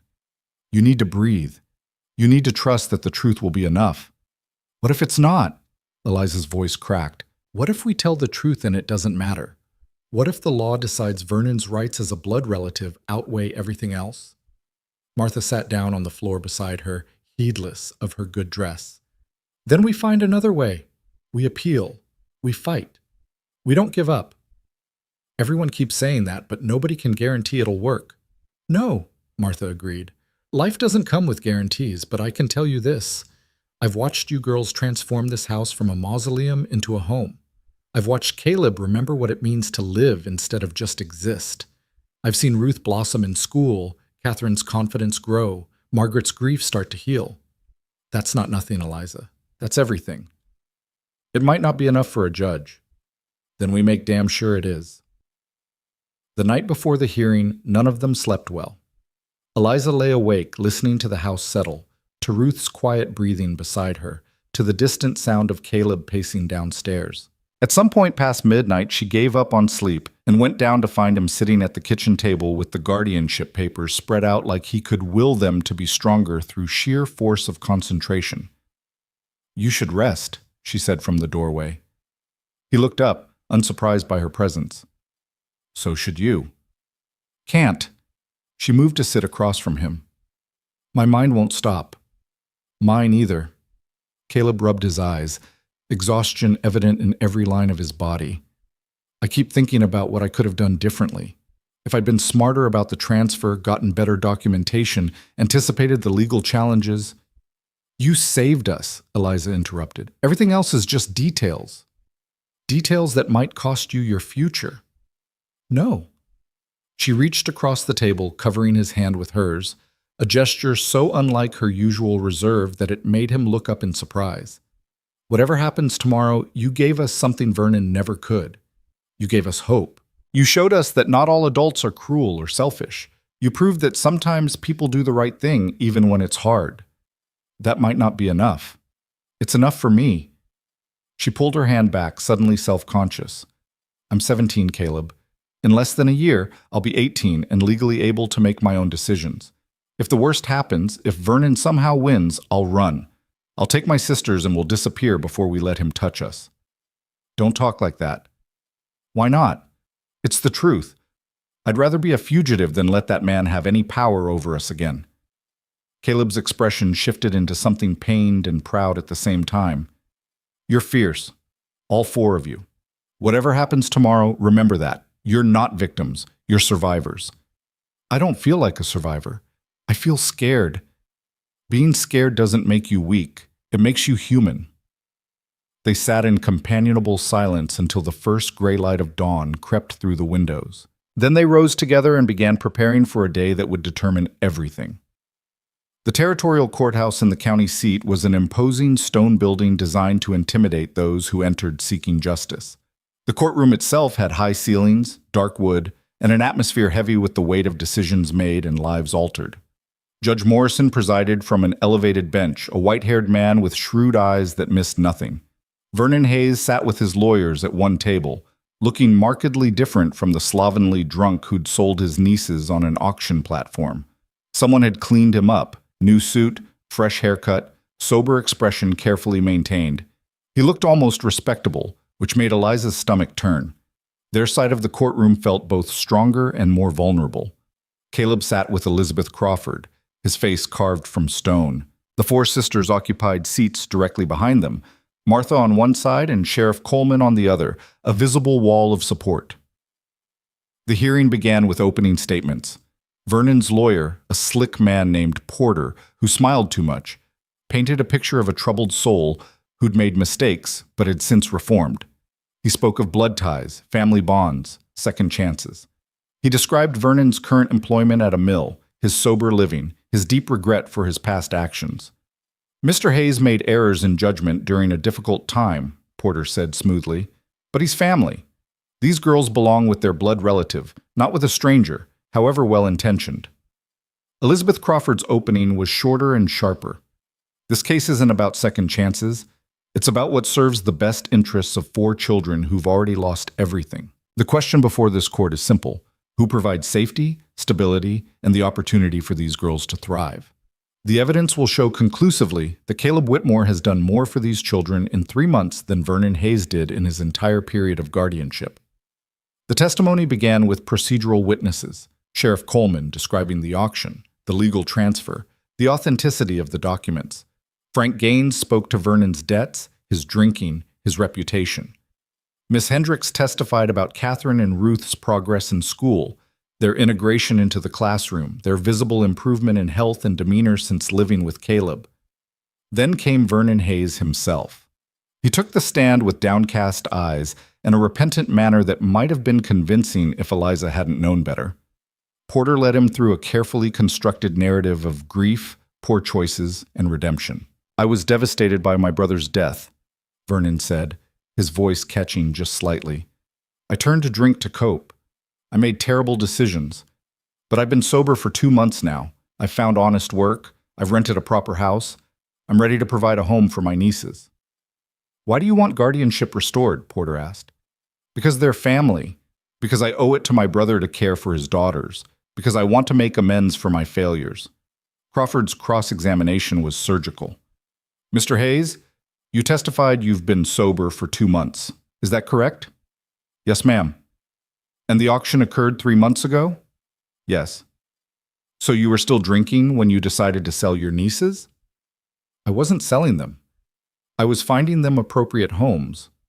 By putting them on a platform and accepting bids from strangers?" Vernon's carefully maintained composure slipped. "It was legal. The sheriff said it was legal." "Legal doesn't mean moral, Mr. Hayes. Did you investigate the people bidding on your nieces? Did you ensure they'd stay together? Did you care at all what happened to them after they left that platform?" "I cared. You cared enough to take $2,000 and spend it on settling gambling debts before the ink was dry on the transfer papers. Is that correct?" "I had obligations. Obligations to card sharps and saloon owners, but not to 4 orphaned children." Crawford let that hang in the air. "Mr. Hayes, in the 3 months since the transfer, how many times have you attempted to visit your nieces?" Vernon hesitated. "I wanted to give them time to adjust." "0 times. How many letters have you sent?" "I'm not much for writing. 0 letters." "How many inquiries have you made about their well-being, their education, their health?" The silence was damning. "No further questions," Crawford said, disgust evident in her tone. The afternoon brought the testimony everyone had been dreading, the girls themselves. Catherine went first, her small frame almost swallowed by the witness chair. Porter tried to be gentle, but his questions had sharp edges designed to cut. "Catherine, Mr. Whitmore is a stranger to you, isn't he?" "He was. He's not anymore." "But you barely know him. Don't you think you'd be more comfortable with family?" Uncle Vernon isn't comfortable. He's mean when he drinks, and he drinks all the time. Caleb is kind. But living with an unmarried man without a woman in the house, doesn't that seem inappropriate? Martha comes 4 days a week, and Caleb's never been inappropriate. He treats us with respect. Porter pressed harder, trying to shake her, but Catherine held firm, her answers clear and consistent. When Crawford questioned her, she asked simply, "Where do you want to live, Catherine?" "With Caleb. With my sisters. Together." Margaret followed, then Ruth, each telling their truth with increasing confidence. Ruth's testimony proved particularly powerful. Her innocent honesty made Porter's insinuating questions seem even more sordid by contrast. Finally, Eliza took the stand. She'd been dreading this moment, but when it came, she found herself surprisingly calm. She looked at Vernon and saw not a threat but a pathetic man trying to profit off children he'd never cared about. Porter's questions came fast and pointed. "Miss Moore, isn't it true that you cook, clean, and perform household labor for Mr. Whitmore?" "I help with the household because I live there. We all contribute." "So you are working for him, providing services in exchange for room and board?" "No, I'm living in a home where everyone contributes to the collective good. There's a difference." "Is there? Or has Mr. Whitmore simply found a more palatable way to exploit your labor?" Crawford objected, but Eliza answered anyway. "Caleb Whitmore paid $2,000 to keep us together and safe. He's hired help to protect us. He's fighting a legal battle he didn't ask for because he won't break his promise to us. If you think that's exploitation, you don't understand the meaning of the word." Porter's expression hardened. "Miss Moore, you're 17, almost an adult. Don't you find it concerning that you're living in a house with an unmarried man?" "I find it concerning that you're trying to twist kindness into something dirty. Caleb has been nothing but respectful. He gave us our own rooms, our own space, our own choices. He's never once made any of us uncomfortable or crossed any line. The only person who should be ashamed in this courtroom is my uncle, who sold us like livestock and now wants us back because he sees profit in it." The courtroom erupted in whispers. Judge Morrison banged his gavel. "Order." Porter tried to recover. "Your uncle has reformed for 2 months. 2 months of sobriety doesn't erase years of cruelty and neglect. It doesn't prove anything except that he can pretend to be decent when money's on the line." "Miss Moore, I'm not finished." Eliza leaned forward, every word deliberate. "You want to know what serves our best interests? Being together. Being safe. Having someone who actually cares whether we live or die. Caleb Whitmore gave us that. Vernon Hayes never did and never will." When she left the witness stand, her legs were shaking, but her head was high. She'd said everything she needed to say, and the truth of it hung in the air like smoke. Crawford and Porter gave their closing arguments, Porter emphasizing blood ties and family redemption, Crawford hammering home the evidence of Vernon's neglect and Caleb's proven commitment. Then it was done, and Judge Morrison announced he'd render his decision within the week. The wait was excruciating. They returned to the ranch and tried to resume normal life, but every sound made them jump. Every approaching rider might be bringing news. Martha stayed at the ranch full time, her presence both comfort and acknowledgement that they were in crisis mode. 5 days later, Sheriff Coleman rode out with an envelope bearing the court seal. They gathered in the parlor, the 5 of them plus Martha and Thomas, and Caleb opened it with hands that trembled slightly. He read in silence, his expression unreadable. Then he looked up at the girls, and his eyes were bright with something that might have been tears. "We won," he said simply. The relief was so overwhelming that Eliza actually swayed on her feet. Margaret burst into tears. Catherine and Ruth grabbed each other, laughing and crying at once. Martha let out a breath she'd apparently been holding for days. Morrison ruled that Vernon's petition was without merit, Caleb continued, reading from the decision. He found that the original transfer was legal and binding, executed without coercion or duress. He noted Vernon's failure to show any genuine interest in the girl's welfare and his obvious motivation by financial gain rather than familial concern. He further stated that uprooting the girls from a stable, nurturing environment to return them to someone with a documented history of neglect would be contrary to their best interests. "It's over?" Catherine asked in a small voice. "It's over," Caleb confirmed. "The guardianship is permanent and irrevocable. Vernon can't challenge it again." They should have celebrated, should have been purely joyful, but the emotion that flooded through Eliza was more complex than simple relief.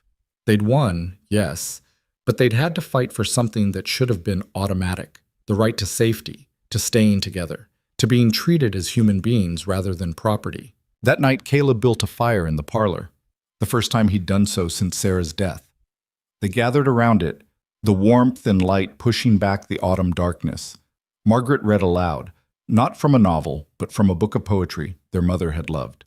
Ruth fell asleep against Eliza, finally relaxed enough to surrender to exhaustion. Catherine leaned against Martha, who stroked her hair with gentle hands, and Caleb sat in his chair, watching them with an expression Eliza was learning to recognize. Grief and gratitude mixed together, the look of a man who'd lost everything and somehow found something worth protecting again.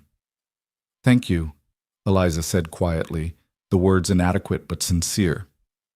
"For what?" "For fighting, for not giving up, for proving that sometimes the right thing wins." Caleb's smile was slight but genuine.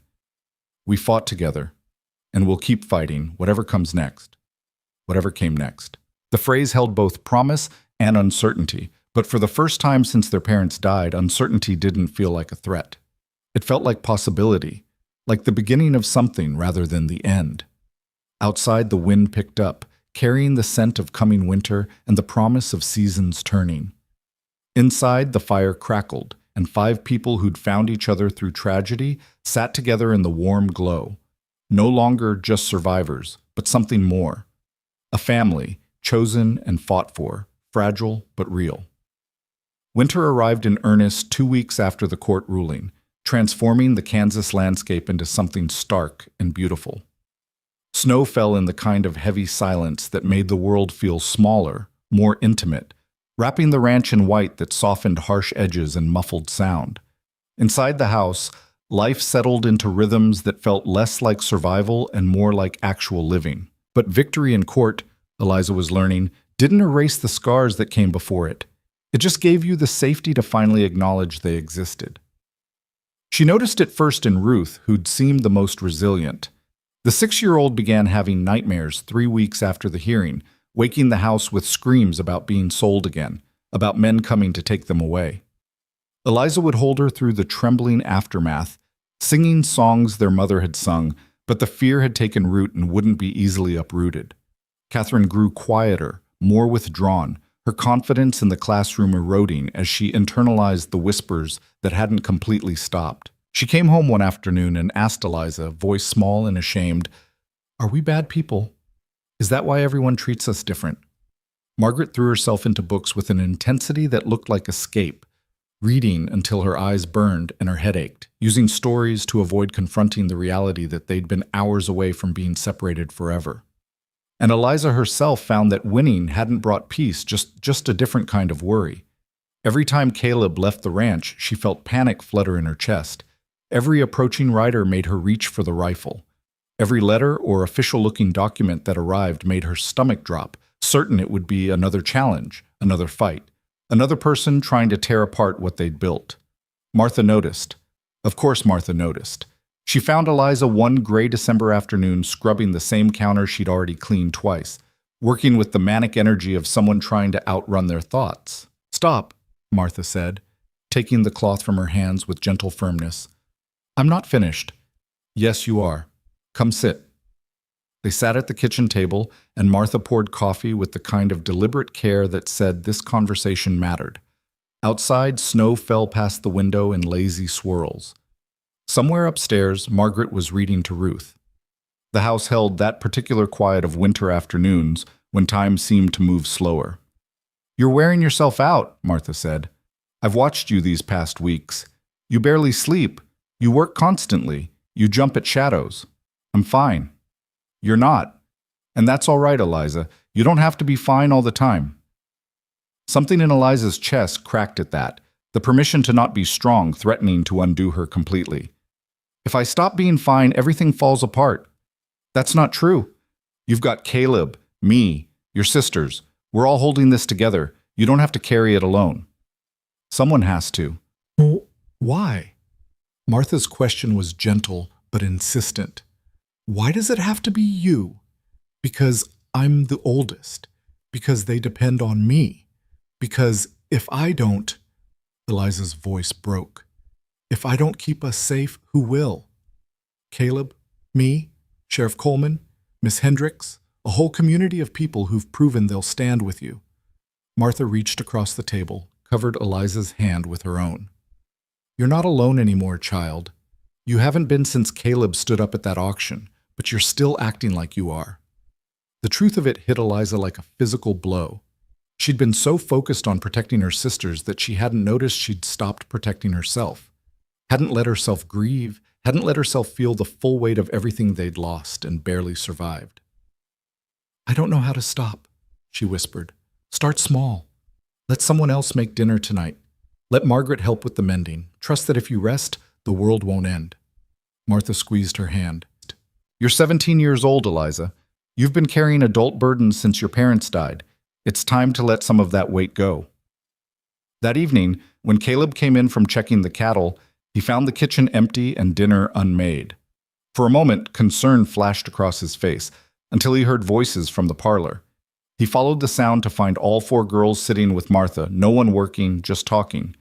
Eliza sat curled in a chair with her knees pulled up, looking younger than she had in months, while Martha told a story about her own childhood that had the girls laughing. Everything all right? Caleb asked from the doorway. Everything's fine, Martha said. We're taking the evening off.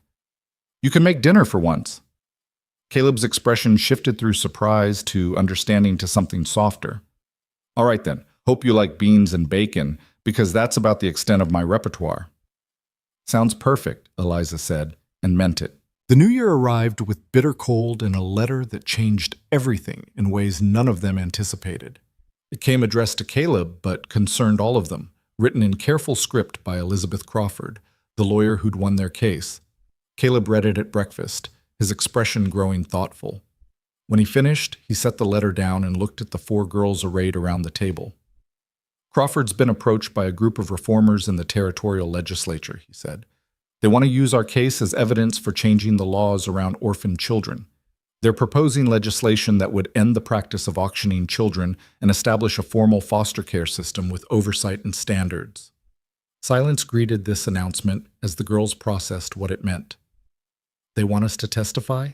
Margaret asked finally. They want permission to use our court records, testimony from the hearing, documentation of what happened. They'd like us to appear before a legislative committee if we're willing, but it's not required. Would it help? Catherine's voice was small but determined.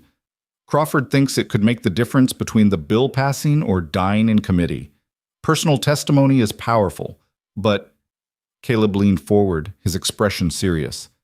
It would mean reliving everything publicly. It would mean more scrutiny, more questions, more people knowing your story. Eliza felt the familiar weight of responsibility settle on her shoulders, but this time it felt different. Not a burden she had to carry alone, but a choice she could make with her sisters. Can we talk about it? She asked. Just us? Of course. They gathered in the sewing room, the 4 of them, sitting among half-finished projects and winter light filtering through clean windows. For a long moment, nobody spoke. I want to do it, Catherine said finally, her voice stronger than expected. I want other children not to have to go through what we did. It'll be hard, Margaret warned, standing up in front of strangers, telling them about the worst day of our lives. It was hard the first time, Ruth said, wise beyond her 6 years. But we did it. We can do it again. They all turned to Eliza, waiting for her opinion, her decision. But this time she realized it wasn't just her decision to make. What do you want, truly? She asked each of them. Not what you think I want, or what you think you should want. What do you actually want? Catherine spoke first. I want to help. I want to stand up and say what happened was wrong, and make sure it doesn't happen to someone else. Margaret nodded slowly. I want our story to mean something beyond just us. I want something good to come from all the bad. Ruth clutched her rag doll, a new one, carefully sewn by Martha to replace the one destroyed by bullies. I want to be brave like Eliza was brave. You're already brave, Eliza told her. Then she took a breath, feeling the weight of her sister's trust and the possibility of something larger than their individual survival. Then we do it. We testify. We use what happened to us to protect other children. When they told Caleb, his expression mixed pride with concern. You're sure? I won't push you into this. We're sure, Eliza said, and this time she spoke for all of them with confidence born from actual consensus rather than assumed authority. The legislative hearing was scheduled for late February, giving them 2 months to prepare. Crawford came to the ranch multiple times, coaching them on testimony, explaining the political landscape, helping them understand how their personal tragedy could become the foundation for systemic change. The opposition will argue that auctioning orphans is a time-honored tradition, she explained during one session, that it ensures children are placed in homes where they can work and earn their keep. They'll paint it as practical and economical. It's barbaric, Margaret said flatly. I agree. But we need to prove it systematically. We need to show the harm it causes, the lack of oversight, the potential for abuse. Your testimony provides the human face to the legal argument. As winter deepened and preparation intensified, something unexpected happened. The girls began to heal in ways that went beyond physical safety. Talking about what had happened, examining it from different angles, framing it as evidence rather than just trauma, it gave them a way to process the experience that felt productive rather than simply painful. Catherine started speaking up more in school, her confidence growing as she prepared to speak before legislators. Margaret began writing her thoughts down, crafting testimony that was both personal and powerful. Ruth practiced her answers with the kind of serious determination that made even Caleb smile. And Eliza found herself letting go of some of the hypervigilance that had defined her existence since the auction. But progress wasn't linear. There were setbacks, moments when the weight of everything threatened to crush them again. It happened on a gray January afternoon when a stranger rode up to the ranch. He was well-dressed, official-looking, and the sight of him triggered every alarm bell in Eliza's system. She grabbed the rifle before Caleb could stop her, her hands shaking as she trained it on the approaching rider. Eliza, wait! Caleb moved toward her carefully, like approaching a spooked horse. He could be from Vernon, could be another lawyer, he could be a lot of things, but shooting him before we know seems extreme. Caleb's voice was gentle but firm. Give me the rifle. No. Her grip tightened. I'm not letting anyone hurt us again. Eliza. Caleb moved to stand beside her rather than between her and the stranger. Look at me. She did, dragging her eyes from the approaching rider to meet Caleb's steady gaze. We're safe, he said quietly. The guardianship is permanent. Vernon has no legal standing. Whatever this man wants, we'll handle it together. But you don't need to shoot first and ask questions later. What if I'm wrong? What if letting my guard down means you're healing? It means you're learning to trust that safety isn't just an illusion. He held out his hand. Give me the rifle, please. It took everything she had to release her grip, to let him take the weapon, to stand there feeling exposed and vulnerable as the stranger dismounted. He turned out to be a census taker, documenting households for territorial records. Completely harmless. But the incident left Eliza shaken, forcing her to confront how deeply fear had embedded itself in her bones. That night, Caleb found her sitting on the porch despite the cold, wrapped in a quilt and staring at nothing. Mind if I join you? He asked. She shook her head, and he sat beside her, the boards creaking under his weight. I thought I was getting better, she said finally. I thought winning in court meant we could move on. Healing isn't a straight line. Some days you're fine. Some days you're right back at that auction platform. Caleb's voice carried the weight of his own experience with grief and trauma.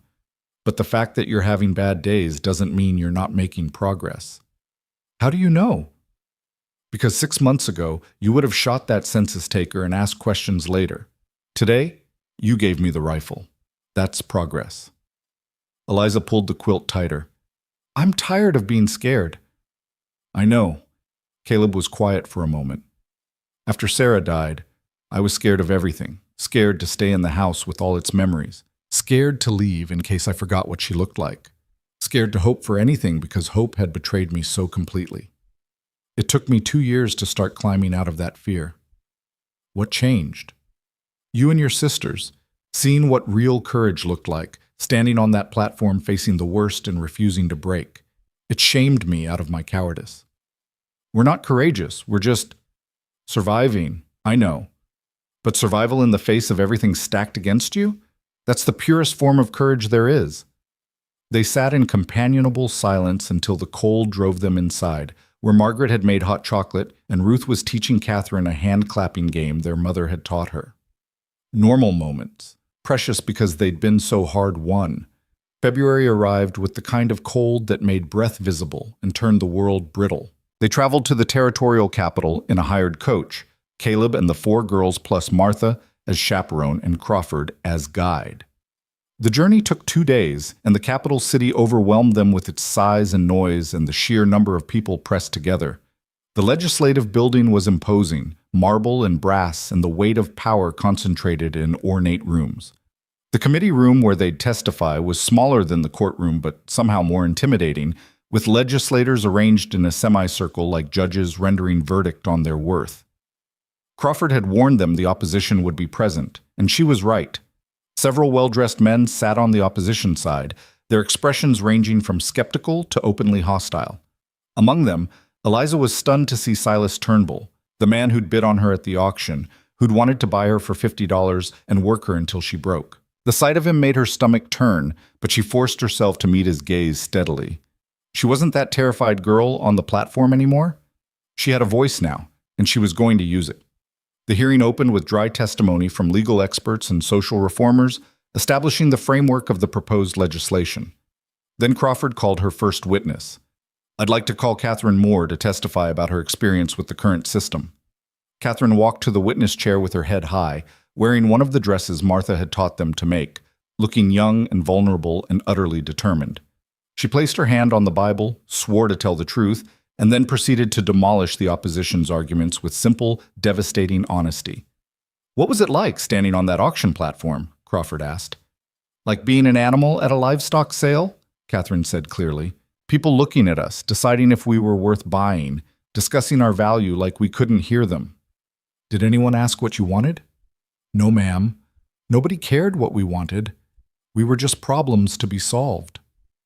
The opposition lawyer, a pompous man named Harrison, tried to shake her on cross-examination, but Catherine held firm. "Isn't it true that the auction ensured you'd be placed in homes?" he asked. "It ensured we'd be separated and sold to whoever bid highest. That's not the same as being placed in homes." "But surely some of the bidders were good people. Mr. Turnbull bid on my sister Eliza.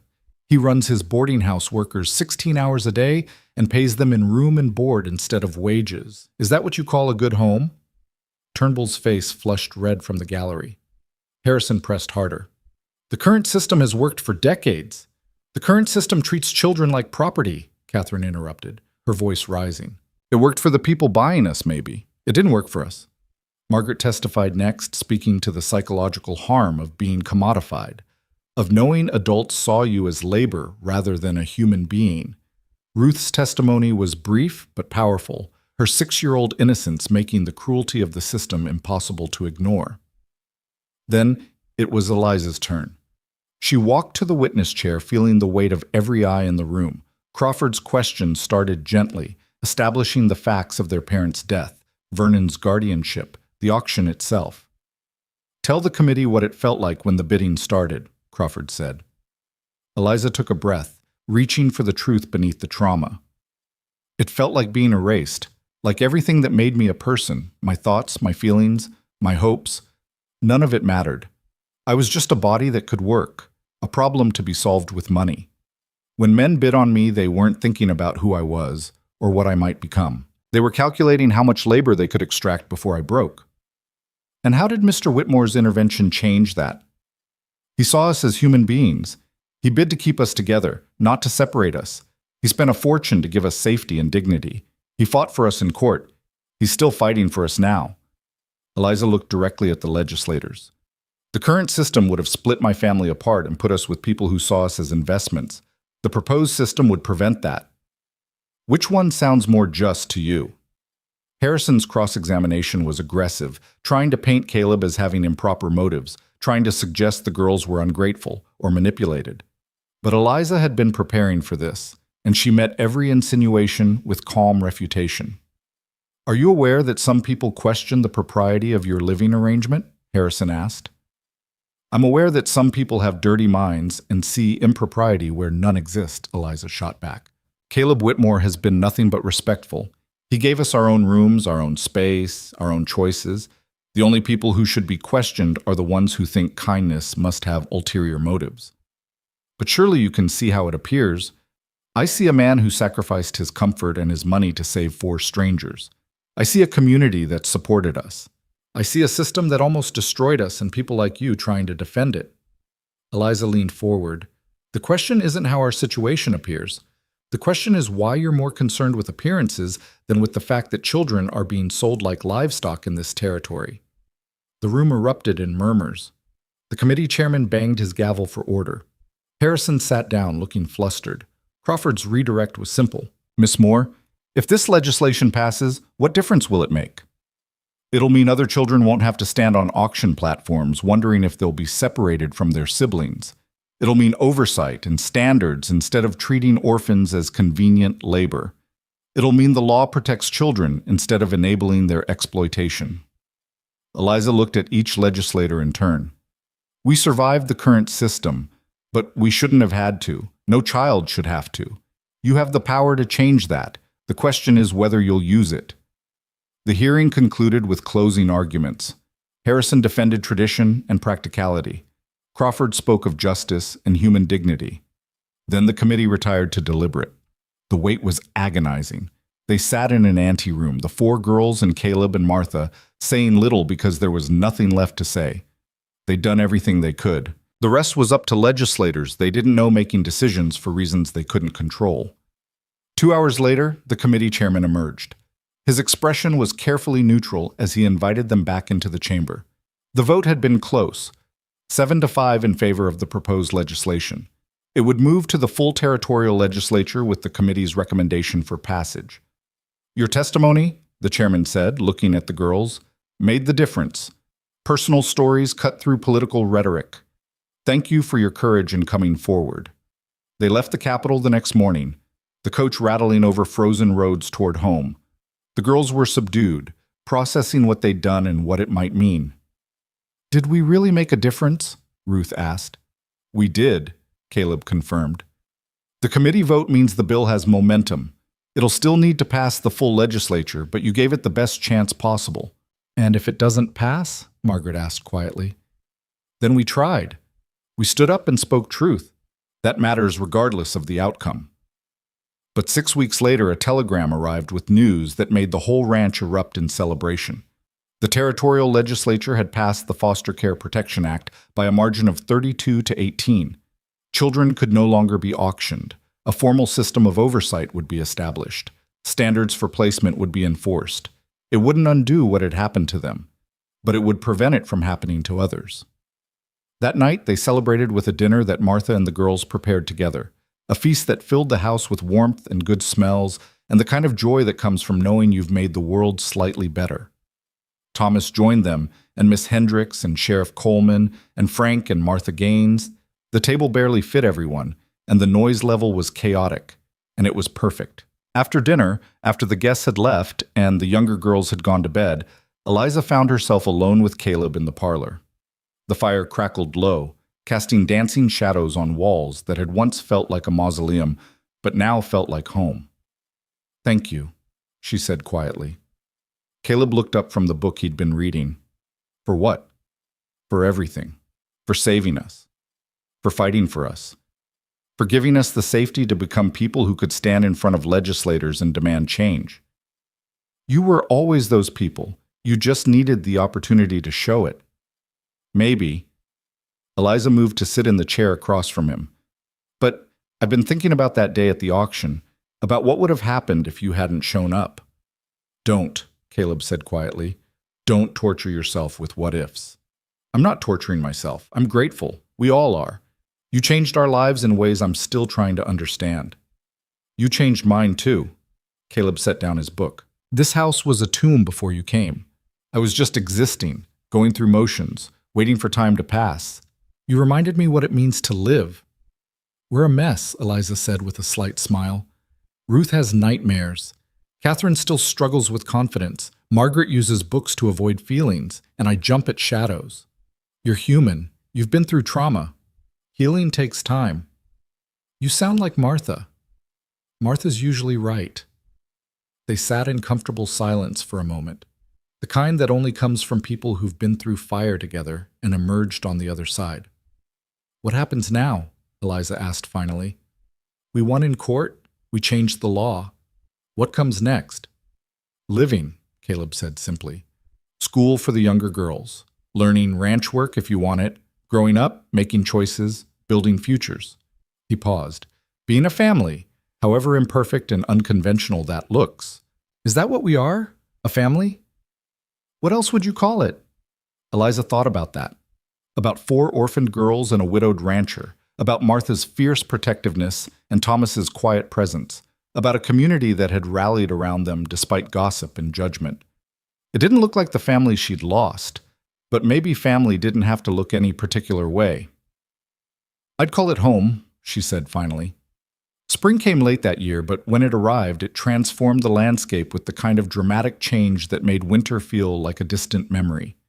Green pushed through brown, flowers erupted in unexpected places, and the ranch came alive with the promise of new beginnings. Catherine excelled in school, her academic achievements earning praise from Miss Hendricks and grudging respect from classmates who'd once mocked her.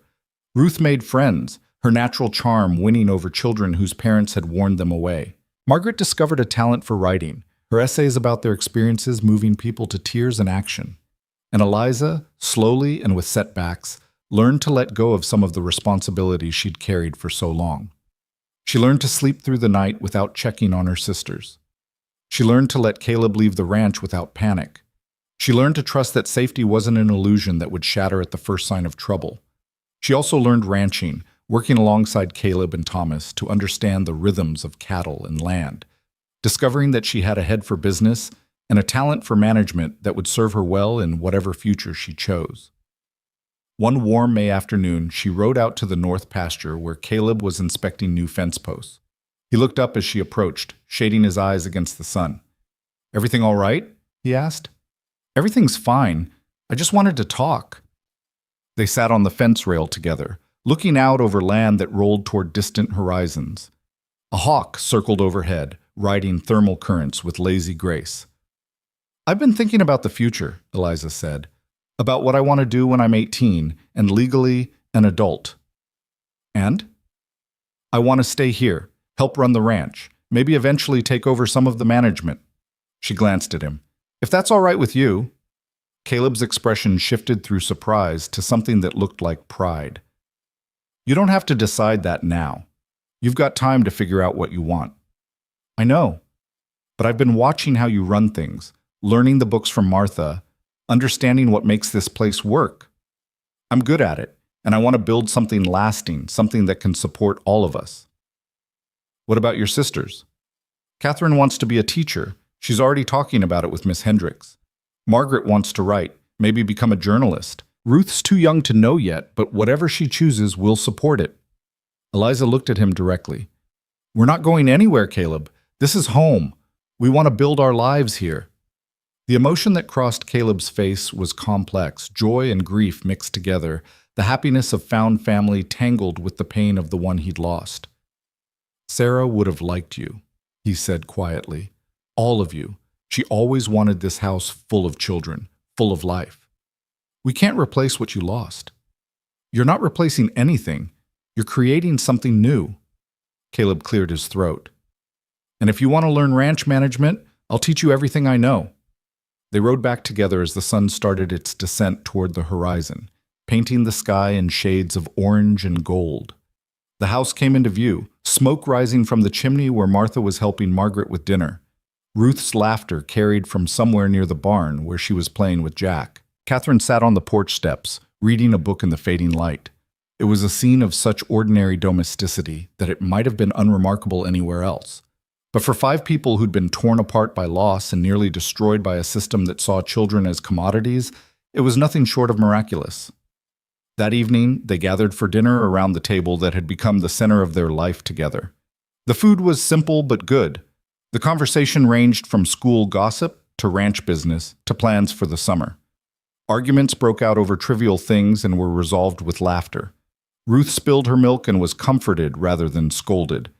It was messy and chaotic and imperfect and absolutely everything they'd needed. After dinner, as had become their custom, Margaret read aloud.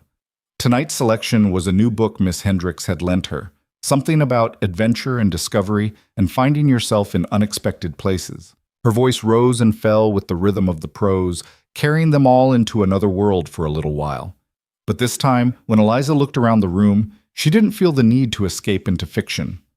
Reality, this improbable family they'd built from the wreckage of their separate tragedies, was more than enough. When the reading finished and the younger girls headed upstairs to bed, Eliza remained in the parlor with Caleb. The fire had burned low, and the house had settled into that particular quiet of evening, drawing toward night. "Do you ever wonder," she asked, "what would have happened if you'd arrived at that auction 5 minutes later? If you'd missed it entirely?" "Every day," Caleb admitted. "But then I remember that dwelling on what-ifs doesn't change what is.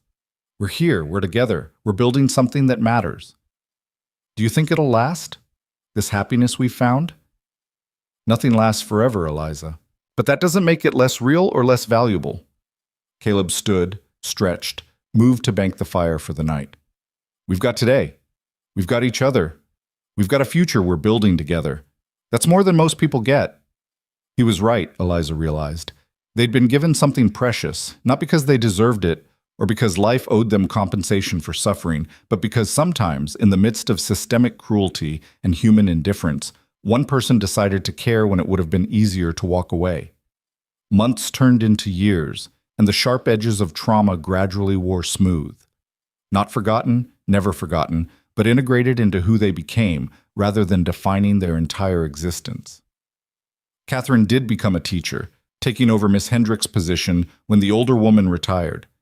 She taught with particular attention to children who seemed lost or afraid, remembering what it felt like to be both. Margaret became a journalist, her articles about social reform and child welfare reaching audiences far beyond Kansas. She used her words to create change, to expose injustice, to give voice to the voiceless.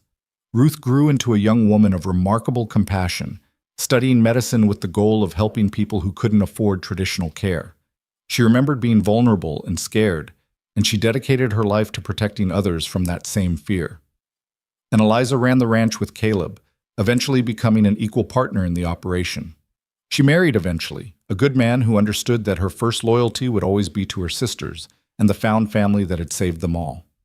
She raised children of her own in the house that had once been a tomb, filling it with the noise and chaos and overwhelming love that Sarah Whitmore had dreamed of. The Foster Care Protection Act that their testimony had helped pass became a model for other territories and eventually states, changing the landscape of child welfare across the growing nation.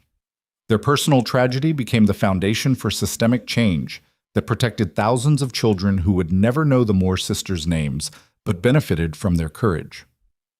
Vernon Hayes drank himself to death 3 years after losing the court case, dying alone and unmourned in a boarding house in a different town. They learned of his death from a brief notice in the newspaper. None of them attended the funeral. They'd long since stopped wasting energy on anger toward a man who'd proven himself unworthy of their emotional investment. The men who'd tried to intimidate them during that long night faced consequences. Reeves spent 6 months in jail for trespassing and threatening minors, and his reputation never recovered. Turnbull lost his boarding house when his workers finally rebelled against his exploitation. Porter, the slick lawyer, was eventually disbarred for unrelated ethical violations. Justice wasn't always poetic, but sometimes it was sufficient. Years later, when reporters came to interview the Moore sisters about the landmark legislation they'd helped create, Eliza would stand on the porch of the ranch that had become her home and tell the story one more time. Not because she enjoyed reliving it, but because she understood that her pain had purchased something valuable, the safety of children she'd never meet, in circumstances she couldn't predict, protected by laws she'd helped create. "What would you say to the Eliza standing on that auction platform?" a reporter asked during one such interview. Eliza thought about that 17-year-old girl, terrified and defiant, holding her sisters close and waiting for the worst. "I'd tell her that she's stronger than she knows, that help is coming in a form she won't expect, that the future holds more than just survival. It holds the possibility of joy, of family, of making her suffering mean something beyond just her own experience. And to girls facing similar situations now, that they're not alone, that systems can be changed, that one person caring enough to act can alter the trajectory of lives. That family isn't just about blood, it's about who shows up, who fights for you, who refuses to let you face the darkness alone. When Caleb died, peacefully, in his sleep, at the age of 73, the funeral filled the church with people whose lives he'd touched in ways large and small. The 4 sisters he'd saved stood together at the graveside, middle-aged women now, with families and accomplishments and scars they'd learned to wear with dignity. They buried him next to Sarah, finally reuniting the couple that death had separated. And on the headstone, beneath his name and dates, they added an epitaph that captured who he'd been. He saw injustice and refused to walk past. He saved 4 strangers and found a family. He proved that one person's courage can change the world. The ranch continued under Eliza's management, eventually passing to her children and nieces and nephews. The house that had been built for Sarah's dream of a large family finally fulfilled that purpose, sheltering multiple generations who grew up knowing the story of how their grandmother and great-aunts had been saved by a man who couldn't stomach watching children be sold like livestock. The auction platform in Millbrook was torn down the year after the Foster Care Protection Act passed. Its lumber used to build an addition to the school. A small plaque marked where it had stood, a reminder of what had been legal and what should never have been acceptable. And on quiet evenings, when the light slanted golden across the Kansas plains, and the world felt both fragile and eternal, descendants of the Moore sisters would gather on that same porch where Eliza had once sat processing trauma and building hope, and they'd tell the story again. Not as tragedy, though it had started that way. Not as miracle, though it had felt miraculous at the time, but as something more nuanced and more powerful, as evidence that systems could be changed, that individual action mattered, that family was something you built rather than something you were simply born into.